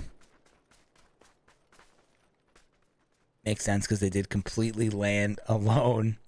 Vigorous Yeah, now rotating in. I hate to say it. There's so much going on right now. Like different teams are fighting, but like we really can't take our attention off of P9 and BH. That's where everything's going to happen right now. So I am totally down to just kind of ride this out with IREC and the boys, who seem to be very comfortable with their current position, having all of shooting range and these kind of rolling hills, which is a very good spot to kind of have late game, as you can be safe in these rolling hills. But gosh, BH with a very wide 2-2 split here. If you do take a look, they are in the bunker over there, kind of overwatching the east side of map, and they're kind of regrouping now. They really need to keep 4 deep here. They need the 10 points and some kills to be able to catch P9 here. So I wonder if they're going to try a third party this fight. I wonder if they're going to get aggressive and send it here. Shadow is by himself. Are they going to regroup? Looks like they might be going for this. They hear the shots. It hasn't ended yet. Killing the engine. Stiffy gets a knock on Panda. That's one of the members down. But RMV's also here to kind of take some attention from Vigorous to allow this send. We got what's going on with the Bloodhound push. I want to yeah, here we go. I want to see exactly what they're looking at here. Muerte wants to take a couple of pills before they engage. His teammate's getting a little bit far ahead of him here, so they need to be careful to stack here. There you go. A nice, wise regroup. They need 4 deep into the end here. I love how cautious they're playing it. I also love how opportunistic they're playing it. They saw a fight breaking out here, but the noise has quieted down. So now they're kind of reconsidering this push. They wanted to third party, but they don't want a 4v4 fight in the open here. So a very wise decision, I think, to pull back. Yeah, I mean, I think they could have kept going, but you're right. At the end of the day, it's a 50-50, right? So why not strike when there's a more opportunistic time, and they're kind of closed up. So pretty smart of them to back off there as more and more teams go, but they have to remember there's only 31 remaining. But again, kills come towards the end, Stento. At least I'm a big believer of that, and you got to be alive to be in the end. So I like this move for now. P9 completely playing on the right side. Again, we are in our final game, so a lot of teams have kind of sent it here. That's why we're only seeing 9 teams alive, and the whole bottom side of this map is completely empty. RR actually still at Pachinki after fighting there for so long. They might be taking an airlift or something. I have no idea why they'd still be here, but yeah, this is where we need to be, ladies and gentlemen. BH needs 13 points to catch phase 9 in 9th place. The top 9 teams from these 24 North American teams are moving on to the finals versus Europe, and in that NA versus EU showdown final, we will be playing on Saturday and Sunday at 3 p.m. Eastern this weekend and next weekend. So we've got some amazing PUBG to look forward to. And our next circle, phase 3, is shifting directly onto shooting range and this ridge here that we just saw BH kind of push up. And yeah, it's kind of important to note that if you are watching, this is the last game of a 30-game regular season tournament. And so we saw a lot of teams just kind of throw caution to the wind. We had a nice big Pochinki party with the cone hats and confetti and everything. So that kind of popped off. And yeah, all eyes are now turned to our 2 teams who are battling it out for the final qualification spot. Yeah, well said, Stento. This weekend is going to be very exciting. RMV is actually sending it right outside of the Bloodhounds. And they're kind of split. They still have some members over to the east side here. They are addressing this. And they just need to make sure they don't get kind of outnumbered. Here's Oh some no! good Shadow had some good shots, but gets knocked. Muerte's trying to pull up. They're trying to get over there as fast as they can. Sendo, you can tell the urgency right now from the Bloodhounds. That flush does come in though. This is where that spread just killed them, because if they're 4 deep here, they're going to get those knocks onto that car, and definitely at least be closer to have a chance now. And the rest of RMB's wrapping the outside here, but I'm not sure if you could really tell that, but they're on the edge of the fence. They haven't left, or oh, excuse me, that was just a visual glitch. They went underneath. I was so gonna they're say I gonna hang thought they out- were underneath there, so I'm like, this is Yeah, interesting. But the thing is, though, Bloodhound can't do anything from this angle. This is why, you know, everyone has their personal preferences. Not a huge fan of shooting range because you get locked in here, and now Vigorous is kind of in that spot to capitalize on RMV, who, you know, eventually are gonna have to leave that shelter, and Bloodhound kind of gets stuck here with Vigorous overwatching. So yeah, it's gonna be tough for them now. But luckily, no one's below them, so they don't have to worry about getting third-partied right now from below shooting range on the south side. But still, this is gonna be tough, Stento. Yeah, now they might be kind of regretting not getting a little more aggressive onto that Vigorous fight. Maybe taking Vigorous out on the north side would have given them a little more freedom to be holding maybe north of shooting range as well as shooting range, rather than having a couple members out at that bunker where they were kind of rotating back from. So kind of a bummer there to lose one member. Not all hope is lost. You're still 3 deep here. You need 13 points, 12 since you've already got one. And now it's just time to really lock it in. What I'm trying to see here, Stento, is what's their option to leave this compound when the time comes. The cars, they crashed them on the outside. So this car is here. That could easily get shot up by Vigorous. Vigorous actually pushed off Stento. They're not going to know that, but they did push off. Curious to see what happens with Vigorous here. And this next circle is going to tell us a lot. There's a lot about to happen on the west side of zone too, but this is a really good shift for the Bloodhounds here. They're going to be able to eventually leave shooting range and push into that field that we were kind of talking about that has those hills. But there's a ton of teams fighting on the southwest right now, Blitz. Maybe we can head over there. Eno's kind of gatekeeping TDT and GE right now. We're seeing some knocks on the kill feed as well. But there's a lot of territory over here that these teams are fighting for. Eno having a very strong last game here. As you can see, 7 kills already. Most of them going to Fortier. And they've got the drop on the broken TDT squad. On these trees here, going to be some shots from Linane, taking him down to about 2/3 health here. And then Fortier with the headshot takes him down. Yeah, nice follow-up there. Decent shots with SKS. Looks like they're going to be able to hold this team out. They do have, is that GE, who's been really kind of picking it up the last 2 days of the NA qualifying, just obviously pretty late in the 30-game spree. And Fortier gets the flush there on the run over. Yeah, they've kind of just got free range over here, and unfortunate for TDT, just cars going by, all sorts of angles on him there. Yeah, Money has no play right here. He's got a bike. That's about it, though. Smokes are going to come out. He's going to have a tough time leaving here. What's tough for the ending of this game is that since it was such a broken round and full sending type of round, that P9 have found their way into the top 6. That's 2 more points for them. That's 2 more points that BH need to find elsewhere. So good point. Time is honestly running out for BH here. They need to actually consider starting to push some of these teams for these kills. Yeah, so to follow up on what Sento's saying here is that, you know, P9 being alive, they're going to counteract the same kind of placement points or similar placement points from the Bloodhounds. So it's just tough. I will say, though, that the Bloodhounds being in this spot probably got one of the better circles for leaving shooting range, but still not going to be easy.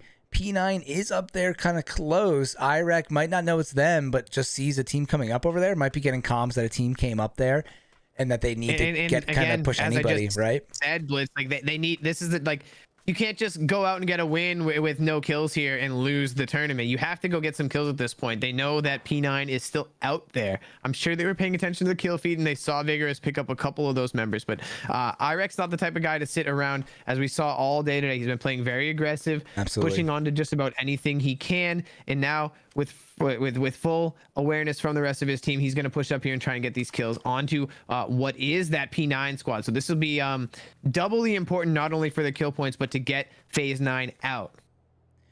Yeah, I'm just wondering if he's going to completely go rogue or some shots are going to come in from the team. Unfortunately, Irek couldn't get up there to really follow up. Now they're going to know that it's P9. Into GE here. They're going to know it's Musty them. take down Blur. Irek could get behind here and get a kill onto Wag. He does, so they get one, and P9 eliminated in 6 there. So now Bloodhounds. So here we go, Blitz. Down to our final 5 teams, 15 players. And right now, you can see the 2 kills for Irek are going to cancel out with the 2 placement points that P9 just got. So right now, they need to get 13 more points. If they get the win, that's 10. So Irek and the BH boys need to find 3 more kills on top of the win here to tie. If they find 4, they will win, and they will be the 9th place team going on. Imagine to the that's final. actually a possibility. There's 12 up, excluding them. There's 12 killable players for them. So you can see right now they have 2 total kills as a team. They need 6 and the win, ladies and gentlemen. So pay attention. Bloodhounds are team 9 on our screen. They need 6 kills and the win, and they'll replace the Dub Hub and Phase 9 as our 9th place team. And Sento, look at this zone. They're getting some Phase 9 circle love right now when they need it the most. It's sticking to shelter, so this is what they needed. I'm just worried about the north side, Blitz. They have no one on the north side in here, making sure that no one kind of pushes into shooting range. Yeah, or RMV comes out of the shelter. They didn't really cover that area. They all went to the back side, Sento. I don't know about this. About it. Our RMV is out now, so if they're all going to rep up to the high side here, they're going to expose themselves to the rest of the map. Honestly, Blitz, if this is their play to look for these kills, they need to reconsider, because they might get caught up here. Going up here on foot as a whole squad is going to make it very difficult to get back down. I'm a little bit concerned. I do like the aggression, but they're going to need to be careful on their rotation back down. Yeah, I mean, there could be a miracle situation where they find a vehicle up here, get these kills, and come back down, but I'm on the same exact page as you here, Sento. This is very risky to come up this way. Especially when that 10 placement points is really what they, I think, want / need. They need it. They need the 10 placement points, or they're not going to have enough. That's pretty much that simple. And they do find that thirst. They picked up both kills. They got the thirst onto Musty and cleaned up Solar. So those are very important kills. We're down to our final 4 teams, but they have to get off this hill here. And these are where the shots are coming in. This is why we didn't want them to go up there. The long range shots for Vigorous are very much going to cause some trouble. Irek needs to sprint down this hill. They need to disengage Eno right now and prioritize the win. Vigorous is pushing into those hills that they kind of would have been able to leave shooting range and walk into, but there is kind of a flat down here. They just need to get into it and group up. Yeah, this is pretty interesting here that they're getting down this hill. Okay, they're just going full sprint like you said. They have to get, if they get pinned up there and multiple teams start to look, it's going to be very bad news. But it actually looks like Vigorous and RMV are kind of sharing this area, so all focus isn't necessarily on the south side right now, kind of allowing Irek and the rest of the Bloodhounds to push off that hill into the flats. And as you can see, they've already made their way down here. They almost have center zone, so now it's about just staying alive and getting the dub here, Blitz. They're going to have enough kills if they do that. Stento, now if you're Phase 9, you're really sweating. You were celebrating after back-to-back wins, but now you're sweating. Yeah, and this is as high stakes PUBG, as intense as it gets. Ladies and gentlemen, this is a $5,000 tournament. Both of these teams were about 30-40 points out of the qualification spots. They've been clawing, fighting, scratching. Phase 9 went back-to-back wins on Miramar to jump them into the 9th place, and now they're eliminated and just watching. BH needs to get 6 kills and a chicken dinner, and they will do enough to overtake Phase 9. Can they do it? Can Irek and the boys stay alive? They have the likes of Vigorous, a full 4-man, one of our top teams in North America. and they have a full four-man of Eno up there on the high side, west side. So there's tons of angles down onto these flats right now. BH need to prioritize surviving, keeping 3 up until that final fight.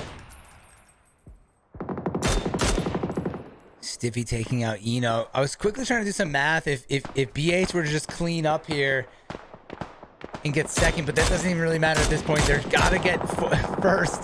They got 5 kills here. We're in our final 4 situation again. This is last day of qualifying. Blitz, to make it a little easier, maybe more numbers is going to make it harder, but Phase 9 started 13 points ahead of BH. They got 2 points this round. So say Phase 9 is 15 points ahead of BH, and then we can add all of BH's points to that, okay? Don't think that made it easier. But regardless, BH have 5 kills right now, and starting in this match, they were down 13. Phase 9 got 2, so they have 15 points to make up total. Right now, as you can see, they've got 5, so they need 6 and the win to take them over still. Ooh, Prod takes down just Irek. I'm slaps not exactly what's going on out here. He might be able to get res. This is big for Muerte to get in here. He's kind of panicking. He's going back. There's fire, but I think he needs to get across that he's going to get into this dip. Why is he even peeking this? Why did he stay in the peak, Stento? I think he... Oh, my gosh. I didn't see... He was going for the res, and then he decided that he's not going to be able to get back there. Vigorous on the full aggression right now. And Salad has a really tough job to get Irek up here. He throws a distraction smoke. I really do like that play. Yeah, big play, big play. But they're Stiffy rotating the wrong way, yeah, though. Taking the high side. And there you go. That's going to do it. It's not going to be enough for BH. Phase 9 are going to be your final team qualifying, and Vigorous turn their attention to RMB. Vigorous might be able to jump console killers and take second place. I think that they will do it if they get this W here with 14 kills. Oh my gosh, what an unbelievable ending. I thought the Bloodhounds were going to do it. They took some bad knocks to the Vigorous here, and that just started to collapse. And I get why Muerte stayed to fight there, because they were getting really close. So correct myself on that. But it just looked, you're just like, as a viewer, like, get back to the res. But it just don't think it was possible there. But great effort by the Bloodhounds. And Vigorous there playing spoiler. They knock 2 members of P9 trying to rotate in. They end up stopping the comeback from Bloodhound. But valiant effort from them. And Vigorous going to take the last dub of the tournament, followed by RMV in second. Bloodhounds in third, Eno rounding out the top 4, Stento. And again, this isn't going to have the entire or the most recent match, but here are our today's winners. If this is updated properly, we have an abnormal Eno who had that 3v1 or 1v3, Phase 9 and Phase 9. And those 2 matches on Miramar is what brought them into the top 9. Again, scoreboard will not be updated for that last match. It will be kind of final, though. But it will be kind of final. It will, exactly. This will be the final 9. It just won't reflect the exact final points. 7 Kings in first, you guys can see, with a monster lead. Would have been even higher if they probably just kept playing the way they were throughout the whole tournament. They just knew that they were obviously solidified in first. Console Killers and Vigorous, 2 other teams to get 300 points. Affinity in 4th, Abnormal in 5th, Winner Circle in 6th, Toxic in 7th, Crazy Mob in 8th. Phase 9 in 9th place. It was Destiny from the beginning. Phase 9 and 9. Pretty amazing there, Stento. I'll bring it back to us. What do you think about all this? God, I got a lot of thoughts, but first thing is I'm just very grateful and appreciative for all the support for the league so far. We're literally just getting started. We're about now halfway through, because we played 30 matches for both of these regions. We have a 24 match final, and as most of you guys know, we have 8 teams from EU, 9 teams now from NA. That's going to be a 17 team lobby making up the $5,000 finals. And yeah, we've got a lot to look forward to. This Saturday and Sunday at 3 p.m. Eastern is when those broadcasts will go live. This weekend and next weekend, it's going to be 4 days of gameplay, 24 matches. And just like the regular season, it's going to come and go quick. We got to make sure we're enjoying this insane gameplay and truly some of the best console players in the world. giving us an absolute show here. So I'm so appreciative to be a part of it. A massive shout out to everyone helping behind the scenes, all the viewers, all the teams and players participating. Just feeling very grateful and thank you guys so much. Yeah, it was a great idea, Stento, to kind of have this qualifying section to watch the NA versus, EU eventually battle it out. Like Stento said, we're going to be doing 6 matches on Saturday, 6 matches on Sunday. So we're 12 matches this weekend and then the final 12. Yeah, it'll definitely come quick, and it's interesting because we did 30 for this section, but technically 60 total games and then into 24. But it's going to be interesting to see. I can't wait to see these top teams battle it out. And congrats to Phase 9. They're going to be in contention now for the big prize pool. We do have a little thing here. It's nothing too fancy, but here's kind of the regular season. The top 4 teams from each section are going to be splitting $1,000, so $500 being split top 4 for both sections there, which is very nice. Kind of just a little taste and also an incentive to keep those teams going during the qualifying, which I really appreciate. And then the finals is where the big prize is $4,000. You guys can see that's being split between the top 5 there and a whopping $2,000 for first place. And what a day, Stento. This could have been a really slow day, but ended up, I'm like, there's so many moments. I'm like, did anybody clip that Panzer and post that online? I mean, these were great moments that you don't see in competitive play. The mortar that we saw, some great comms coming in. It's like, this is just a great way to cap off the qualifying event. So GG's to everybody that played.